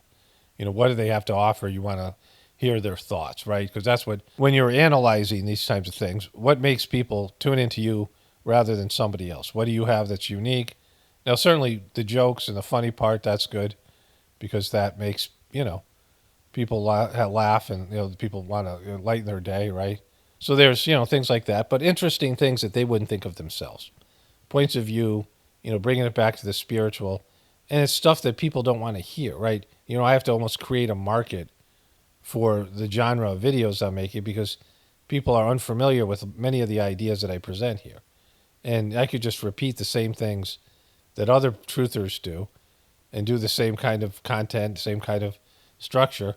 So why is somebody going to watch me instead of somebody else, right? Because it's just the same thing. Then you have to be better at something. You have to be better at editing. You have to have some reason, something that people are like, oh, I'm interested in hearing this guy's point of view or this person's point of view, right? There has to be something there. And, like I said, I'm not the, like people are attracted to superficial things. Like I'm not going to be the pretty one, like the fun one. I'm not going to be the, the people that people generally gravitate to. I'm not going to be the person that's really caring and interesting about you, these types of things. Like I recognize this as a counselor, right? So, what are my assets? Like I'm not I'm not going to be the one that people naturally gravitate to. I don't have leadership qualities. I'm not social. I'm not networking, right? And, my mind works really fast, even though people think I talk really slowly. That's intentional. But, I waited tables and did things. I was able to figure things out quickly. You can see when I watch something for the first time and I'm able to come up with jokes quickly, right? There's just, my mind works fast. And like I have this, ability to, analyze these things in a different way. But I have a completely different point of view based on being dyslexic, based on my Sajmark teaching and my psychological, counselor training and just my life experience and the kind of person I am, right? But, the likability, people like me or whatever it is, but despite my personality, despite my, treatment of them or whatever it is, just like my, not being a social person, not, being the kind of person that can win people over. And there's lots of people on the internet are good at these other things. And they're, good at networking. They're good at making you feel, a lot of people want to express their opinion and want to be validated and acknowledged. And I'm not going to do that because I'm not good at it. Like it'd be weird and awkward. So if I tried to do it, it would be a failure. So, for me, I have to almost convince people that what I have to say is something that is in their best interest because they don't want to hear it, right? Like the other piece to this is, I just looked at some of the comments. Today's, Wednesday, January 1st. And, yesterday was New Year's Eve. And I put out my video this morning that was the Whispers Prophecies, which talk about the, cataclysms and bringing down this civilization. And whether you believe it or not, it's not cheery news. But I looked at all the comments and people are like, Happy New Year. Happy New Year. And then, they haven't watched the video yet. But it's not that kind of video, right? And so, part of what I'm doing here is preparing people for what's to come, which I can see. I see things, and I'm able to see things in a different way, and people get it until I say something that disturbs them or goes against a core belief of theirs. And, but they still come back because they see that there's value in things that are different about what I do here than what other people do. With all these sort of, liabilities towards being a social person and being somebody who could win over an audience based in their personality. But people are interested in the way I see things and the way I articulate them, right? But part of this thing is dealing with what's ahead of us. And that's, people don't want to deal with that. They just want to be in denial till it happens, right? If you're building a development, let's say like somewhere in Florida, where there's a swamp area, there's water around there. And so you got to go in there with, you got to clear the brush and all this stuff. And you're killing animals. You're destroying habitat. And you're dumping topsoil in there, and then you're laying the foundations and all these things. And there's going to be some animals that come back, lizards and things that are going to be, things that are going to find it a conducive area for them to live around people. But there's lots of animals and things that are displaced, right? And humans do that shit all the time, where mass amounts of creatures are either killed or displaced and, pushed out of their environment and habitat because human beings invade it, right? And, there's, like I said, sometimes a mass die-off of these creatures. And we do this. We do this behavior. And, even when I'm using I have a bush hog, which is a big, lawnmower that goes on the back of a tractor. And I bush hog areas. I try to keep the areas as natural as possible But every time I do it, there'll be bunnies running out of there, and there could be some baby bunnies in there that get killed or displaced. You know, I kind of keep the bush hog at a certain level, like 6 or 7 inches off the ground. But rodents are running here and there, and there's creatures, frogs, and there's some things that aren't going to, insects, things that aren't going to make it, right? Even though we leave this area as you know, once in a while I have to bush hog it just to keep from the thing becoming a forest, right? I want to maintain it as a pasture and have as much natural flowers and things. But occasionally I have to cut some of it down, and I'm displacing creatures, you know, and it's just the way it has to work. And so the same thing can happen to us, right? Like superior creatures, superior intelligent beings would come in and do the same thing. That they're on the higher element of evolution, or just things can happen to the world, calamities, you know, upheavals, where human beings are, you know, our civilization's destroyed, and we're left. I mean, it happens throughout history, but we have this idea. No, we're above that now, and you know, as change has to come in, we all see that the civilization sucks, and change has to come in. Well, destruction has to happen first. It's obvious, like, we're not going to change on our own. We're not going to volunteer that shit. And so, you know, these are things I have to offer here, and it's the stuff people don't want to hear. Like, inevitably, people find something that upsets them or disturbs them or goes against what they believe. And that's, you know, unfortunate. Like, they run away from it, and that's just how people are, and there's nothing I can do about it. You know, so that's the difference between, you know, Don Lemon and I. And you can see with both of these things, you know, I've been saying these things for years, and now they're being said by lots of people. Like, I've been ahead of the curve, and that's another thing I offer here, right? And it's unfortunate, like, I have to tell people this. They can't see it for themselves, right? But it's there for anybody who wants to see. And speaking of it, let's get to the WHO thing here. Okay, so I was going through the news. I've been watching Fox News more over the past couple of months because of how good a job they were doing of mocking the Democrats' implosion after the Kamala Harris loss. And Fox News is weirder, you know, it's weird in its own different way than CNN and MSNBC. But they published this, and I'm not going to, I have another clip that I copied off of my TV as well. But it's the WHO demands COVID-19 answers from China. And this is this one, WON, and then that's it. The next thing is from 3 years ago. So there's 2 videos here, and maybe there's some news articles, I don't know. And this is what YouTube does. Wikipedia, coronavirus 2019 is a contagious disease caused by the corona, SARS, the disease spreads worldwide, resulting in the COVID-19, the symptoms, and all these things. And so, you know, but they don't tell you where it came from because it's still not fact, right? They haven't figured that out, which I've been talking about since the very beginning.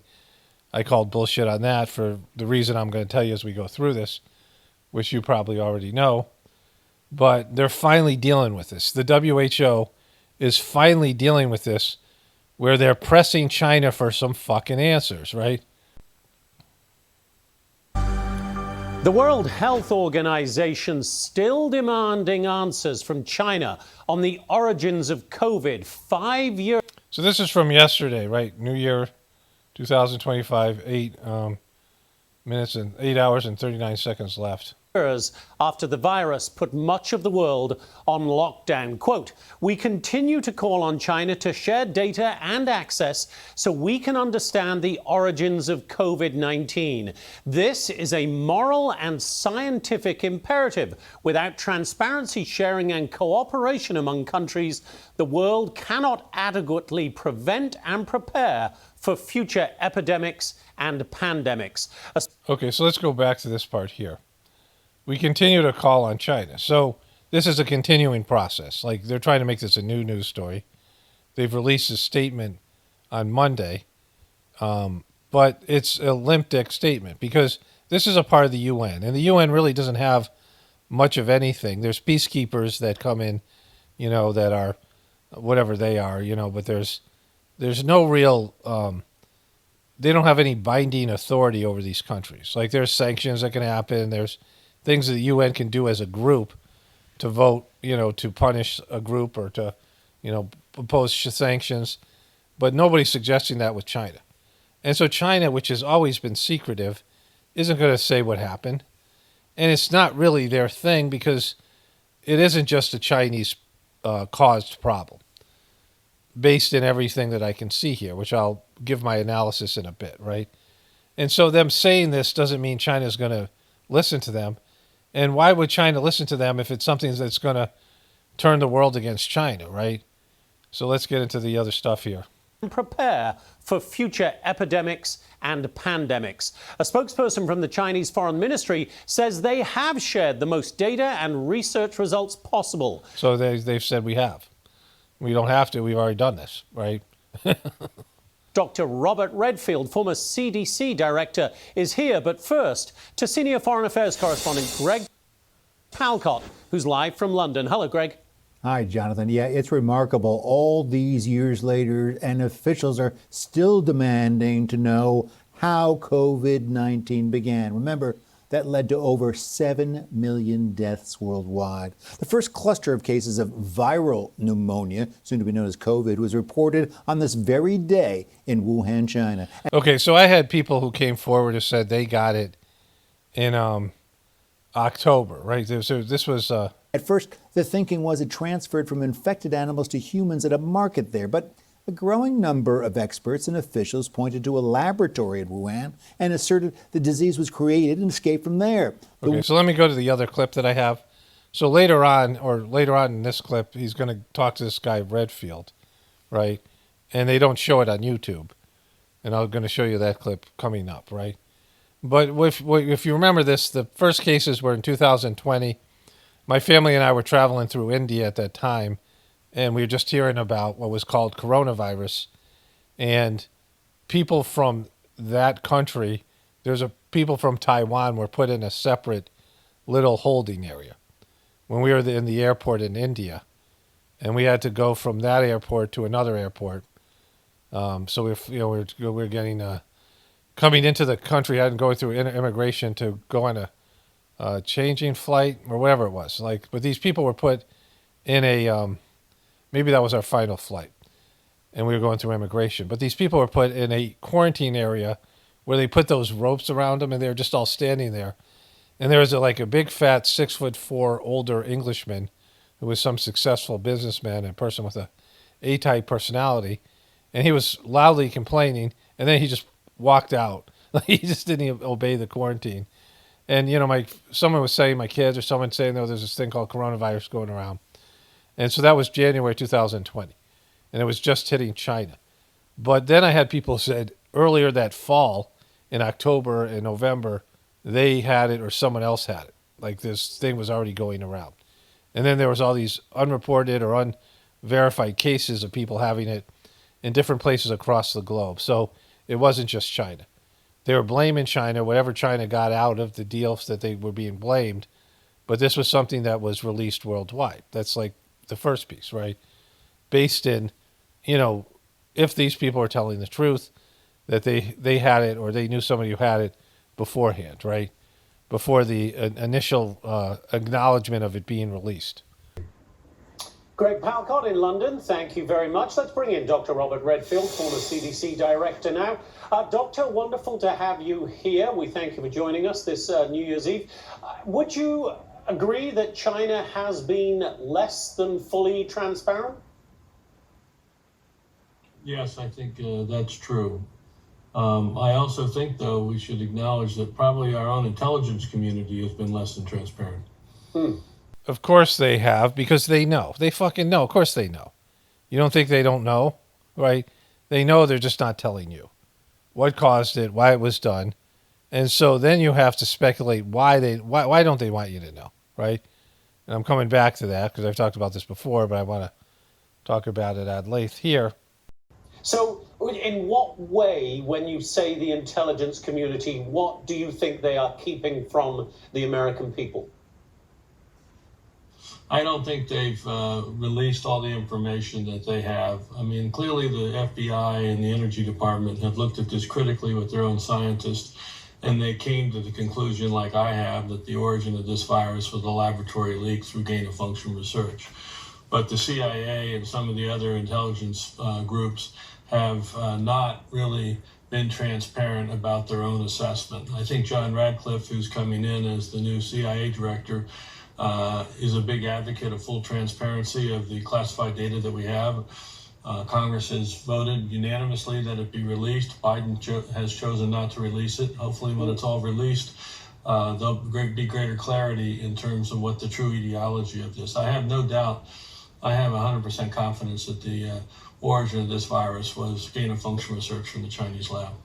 Yeah, and Dr. Fauci, who obviously was so well known throughout the pandemic, came in for a lot of criticism. But even he, back in June, and I just want to play some sound from Dr. Fauci, acknowledged that it was, the lab leak theory was a possibility. Let's listen here to Dr. Fauci. Is it possible that COVID-19 was the result of a laboratory-related accident? Oh, absolutely. And I keep, like I mentioned multiple times, I keep an open mind. I feel, based on the data that I have seen, that the more likely, not definitive, but the more likely explanation is a natural spillover from an animal reservoir. And as we look back at Dr. Fauci, who obviously has been a controversial figure, Dr. Redfield, how do you see his role throughout the pandemic in retrospect?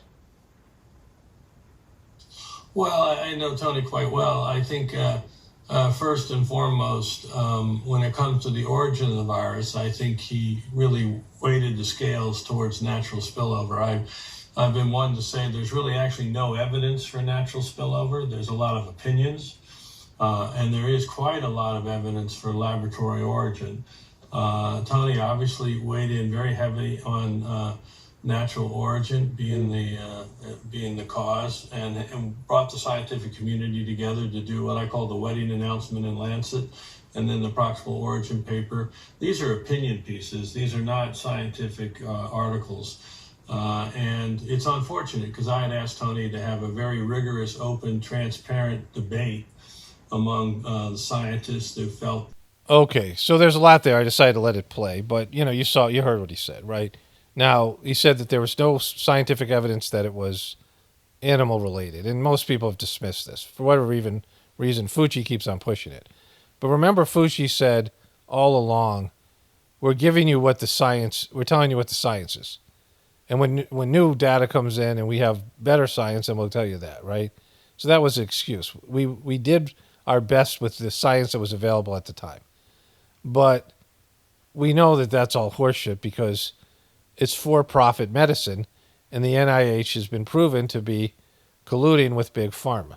Like Big Pharma supports and is tied to the hip with Fauci and NIH. So Big Pharma made a lot of money on this thing because we have for-profit medicine.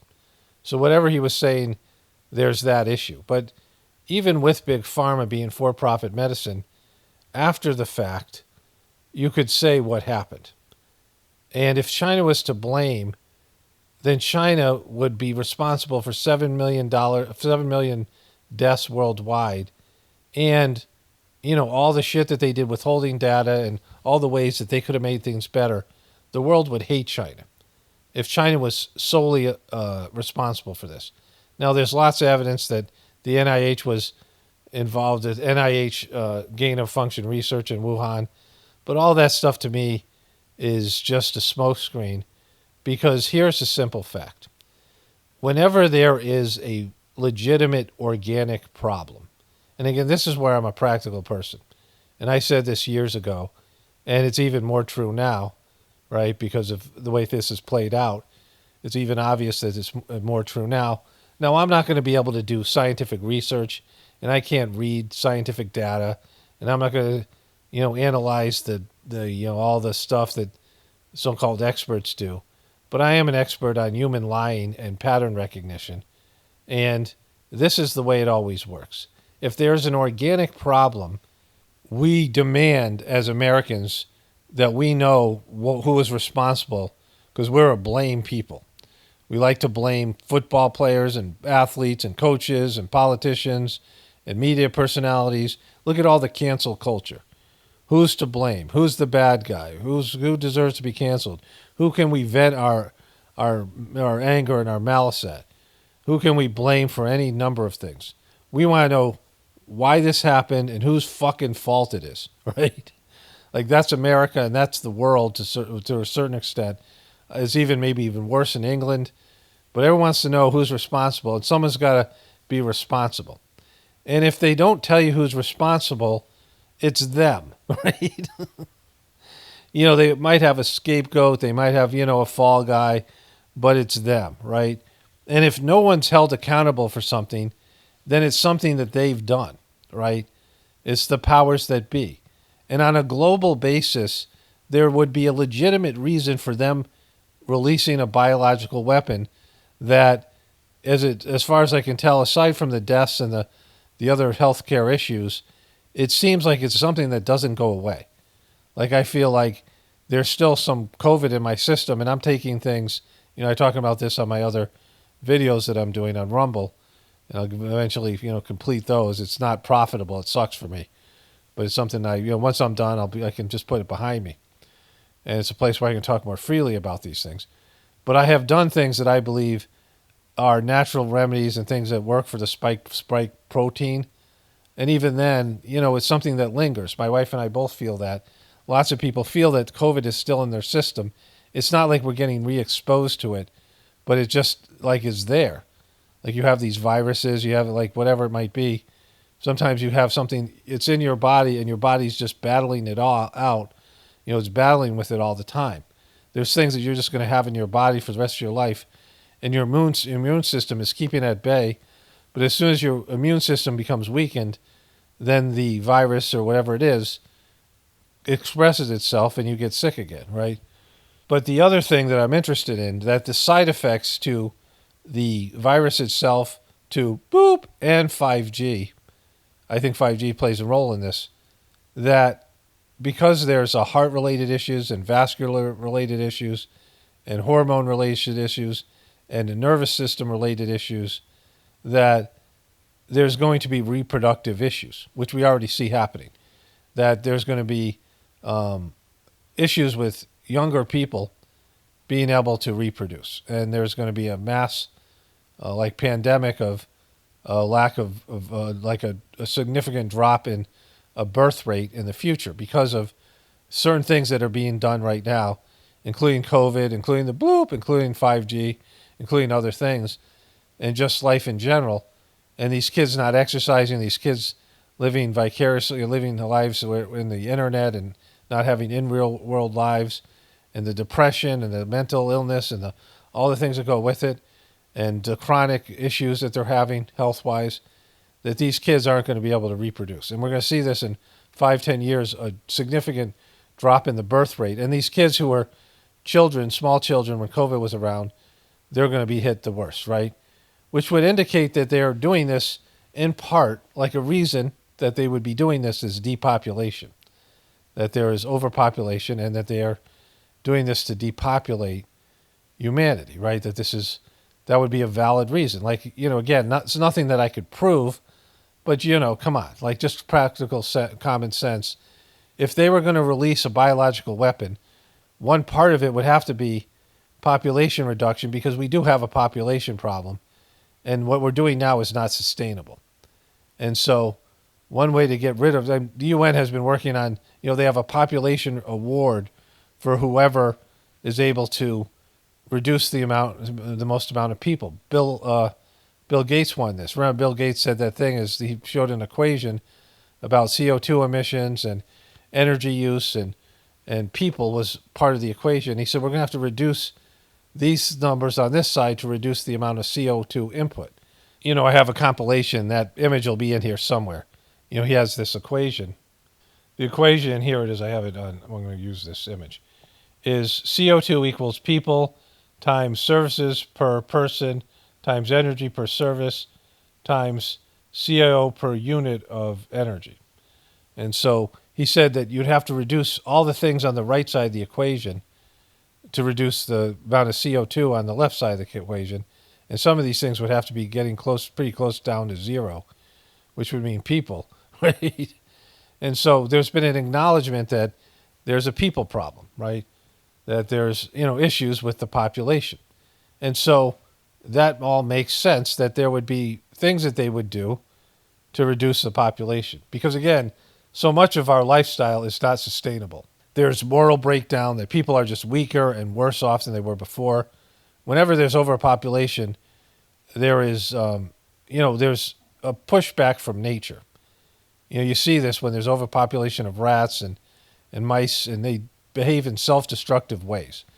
Any creature that is overpopulated is on the cusp or on the verge of being at its lowest population, right? Because nature comes in and reduces that group's, its population drastically. The group itself becomes like suicidal in the sense of risky behaviors and becomes weak and mentally ill and becomes sickly and, all these things. And they're ripe for massive population reduction. And the diseases are more rampant, and because they're like feces and they're whatever they're producing is all over, they're just living in their own feces, and there's like this just madness that ensues. The filth of the creature, and human beings pollute. Human beings have more garbage and more of a footprint than any other creature, and we're leaving behind toxins and all this material. And it's in our cities where all these people are there, right? And so there is a natural way that population is reduced, and there is just something that creates a catalyst for this to happen. That there's overpopulation, and then nature kicks it in. And in the human race, it often overpopulation is, there's wars and there's diseases and things that ensue to reduce the population. It's happened before in small areas of overpopulated areas in small countries and cities where population becomes drastically reduced, right? And they're concerned about this because the food system isn't sustainable, the energy system isn't sustainable, the pollution and all the other things that go with it are, negative, and they realize it, the people that control the system. But they can't say we're overpopulated, because once they start saying it, everyone's like, well, who are they going to start killing, right? So they have to kind of not say it so much, and they don't. But we know it's a real issue for them. It's a real issue for all of us. And so in that, they have to they have to develop ways to reduce the population. And wouldn't a virus be one of those ways? And the best way to reduce population is stop babies being born, right? So the ratio right now, it was, let me look it up right now because I think it's dropped. But it used to be like 52 million people died every year, and 144 million people were being born every year. Let me look at what it is now. So as of 2023, 61 million people died, and 73 million people, there's 134 million births. And so the population increased by 73 million people. And so that's a vast reduction of, well, let me go through these other years. Okay, so here it is per year. So there was 90 million increase in 2014, 88 in 2015, 88 in 2016, 87 in 2017, so it's dropping by a couple million each year. 2018, 84 million. 2019, 80 million. 2020, 75 million. 2021, 67 million. And then it reached a low in 2022 of 66 million. Then it went back up to 70,300,000 in 2023, and then went down by another 100,000. So there has been significant decrease since 2014, right? In terms of the millions, we're talking about 20 million less people in the past so many years since COVID, right? And so there is a decrease in population, and you're going to see the birth rate is dropping significantly and is going to continue to do so. And there's just going to be people who aren't having kids, right? So it would make sense that there would be something going on that's making that happen when we know that powers that be think that there's overpopulation. And so a good way to do that was to release a biological virus that would reduce the population immediately and get rid of some of the older people, because those are the ones who are the least productive. And then on the other end, prevent younger people from getting pregnant, from having kids. So those would be the two ways, right? And it seems like COVID and the bloop and the 5G and all the things that have been introduced in these past years are doing that. And we won't know for a number of years. And when these younger kids, these kids who are, 12 and younger, when they grow up and they're in the childbearing years, we're going to see that they're going to have issues reproducing, to where there are going to be less babies being born than people dying. The death rate will go up because it's going up. Right now, the trend is the death rate is going up and the birth rate is going down.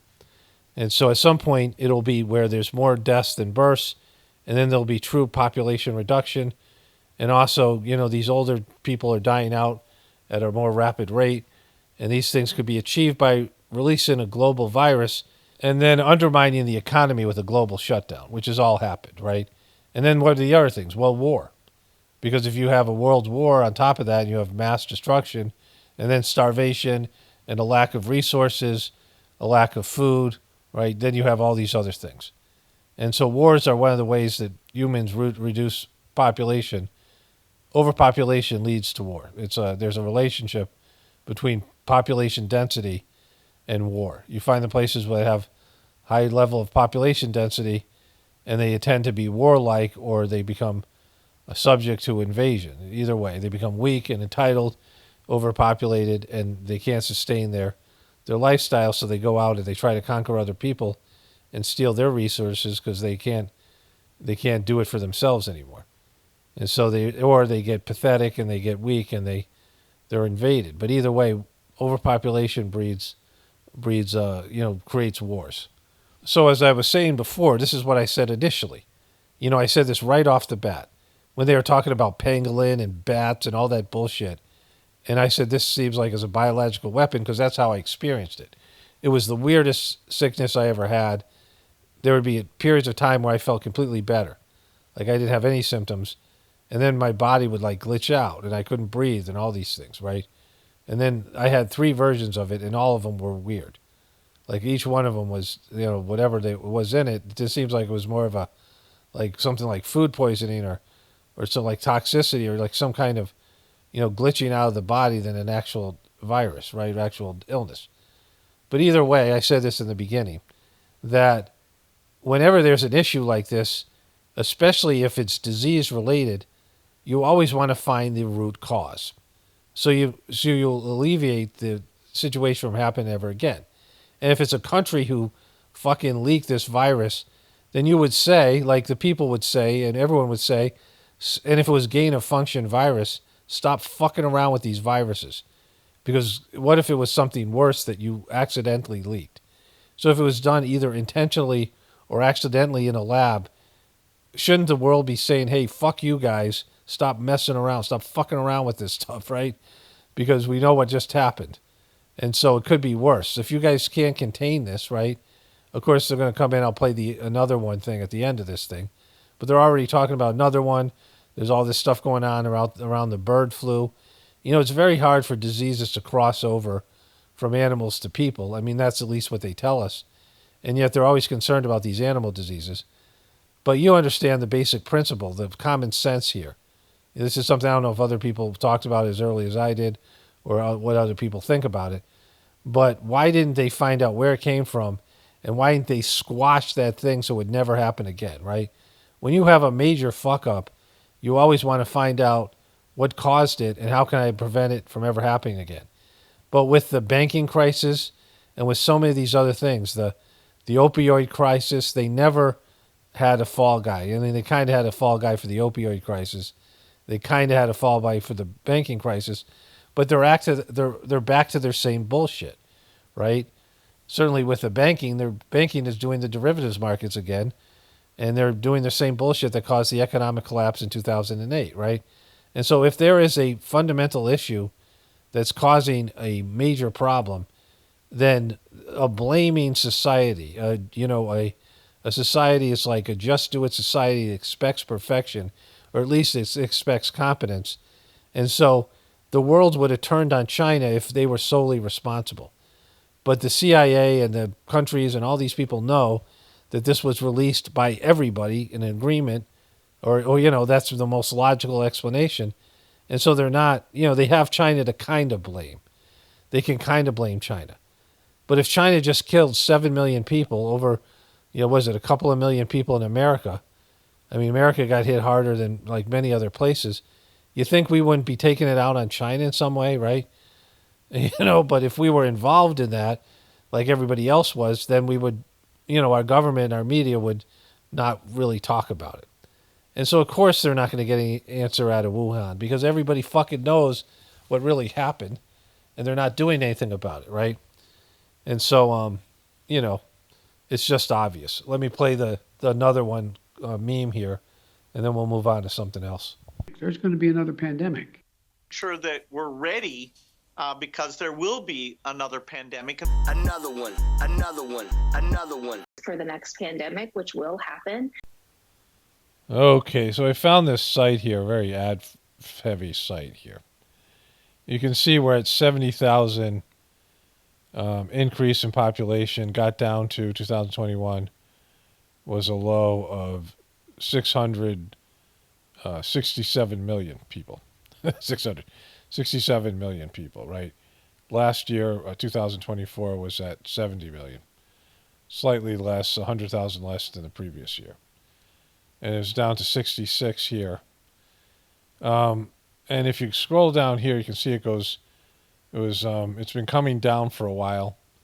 It was up to 90 million in 2012. And so that was sort of the peak of, the population increase in 2012. And then before that, stayed kind of relatively the same here in the 80s. I mean, it's either been going up or down. And you go back here to, you have to go a long way back here in the 80s. It was getting up to 90 here, right? 90 million more people a year. More births in terms of more births to deaths. Population increase. And you have to go all the way back to 1963, where it jumped 10 million people here, from 62 to 63. So this is the baby boomer era, right? And so it was in the 40s here, 50s. So you have to go back a number of years, right, into the 1960s. So we're talking about, 60 years? So you got to go back, in the 60 years to get to this number of 66 million people increase. And so, of course, the baby boomers was an American thing, not a global thing. But, it was below the 50s here. And so the population started to climb here in 1963. And it's been above above 69 million people, above 69 people since then. And then it dropped here in 2021, 2022, and continued. It increased a little bit in 2023, 2024. But you see that there is substantial population reduction now. Again, when you have more and more people, the tendency is going to have more and more births, right? More people have more babies. So as the population increases, unless there's some sort of big die-off, it just keeps on increasing because more people have more babies. And as medical science has advanced, people live a little bit longer. And so that's why you've had this population increase. And then all of a sudden now you see that it is trending downwards, right? So it was all the way up to, 90 million people here. And that's 24 million people less here. So, the population had been rising for a long time, globally. And the connectivity globally and the life expectancy rising in many countries and all the other things, right, that I've said earlier. And so to get the population to decrease, you usually need a big die-off event or something where it gets really hard to have children. It's just you're in a tumultuous situation where unstable, like a post-war situation or, where you're just, where there's widespread famine. These are the kind of things that can reduce population, where there's not enough food to nurture the child and to give people enough strength to have children, like for the woman to get pregnant, for the man to impregnate her. And so, this kind of worldwide calamity or something that's reduces the population. I'm talking about any species, but particularly human beings, obviously, here. But it takes something like that to sort of shock the population, and you have some period of time where people are dying at a rapid rate, and then they're not able to reproduce either. So to have already a big chunk of our population to be trending in a different direction, when it's 20 million people less the last few years, right? Because this is a cumulative situation where from 2019, it went down significantly, 10 million people. And then from 2014, it went down quite a bit, right? So where it was up from 90 million people a year to now it's down to 66 or 70. And so this is, all right, 10 million people this year less, 20 million people last year, 20 million, 20 million, 20 million. And so the population isn't growing at a significant rate. It's still growing, but it's growing at a much significant lower rate. And if this trend continues, let's say the majority of the people on the planet have been given some sort of nefarious compound, which prohibits or makes it difficult for reproduction to happen, and is going to kill people at a younger rate, because the life expectancy rate has gone down by a couple of years now too. And so it's at almost 80, and I think it's down to 76 now. I think it's gone back up in 2024, but there's been an increase in that. We'll see how this all plays out, right? But I do know that they believe that the world's overpopulated, and it is. There's issues. It's not sustainable. And so how do you deal with that? Do you let it run its course? Because if it runs its course, there could be no people left in a short period of time. When, like I said, when there's population density, there is a weakening in the population, especially when the majority of people are having lots and lots of babies, are really poor, and those kids are malnourished, and they're underdeveloped, and the conditions that we live in now, the toxic world and things that people live in these cities and things like this, the foods they're eating, there's been a real weakening of the human genetics, and we have a lot of people that are, that in a strong species wouldn't exist, right? That there are babies that are kept alive now by modern science, and then there's kids who suffer from poverty and toxicity and all the rest of these things. Of course, now all the medical shit that's out there, and the food and the contaminants and all this toxicity in the environment. And so human beings are not doing well. Mental illness and weaknesses and all these things that we now know is getting worse. And so that's also a factor, this is also a symptom of overpopulation.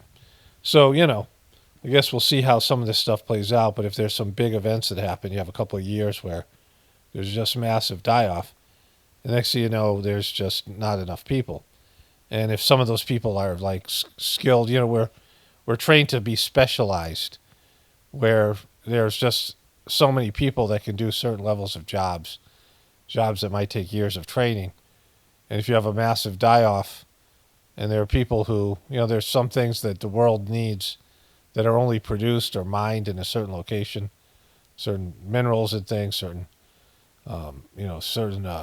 mechanical things that are only manufactured in one country or another. And if those places have massive population reduction, their plants are destroyed. And before you know it, there are these critical pieces that are missing. Sometimes it'll be people that are, some kind of job. There won't be people to do those jobs, not enough of them to do them, or whatever it might be, right? And so, things are going south. So I want to get to the year of chaos. I had a few things I was going to add here, just a few things that have happened recently that show that we're in a sort of chaotic period, even going into 2025. And there's a few more things I already received from people, or things I didn't get to cover here, to go along with what I was saying about the media. So this will continue in the next video. I'm going to wrap this one up here, though. Only spirituality will save this world. It's Paul Romano, definitely reporting for the Apocalypse. and the ascension. Everyone have a blessed day and be grateful.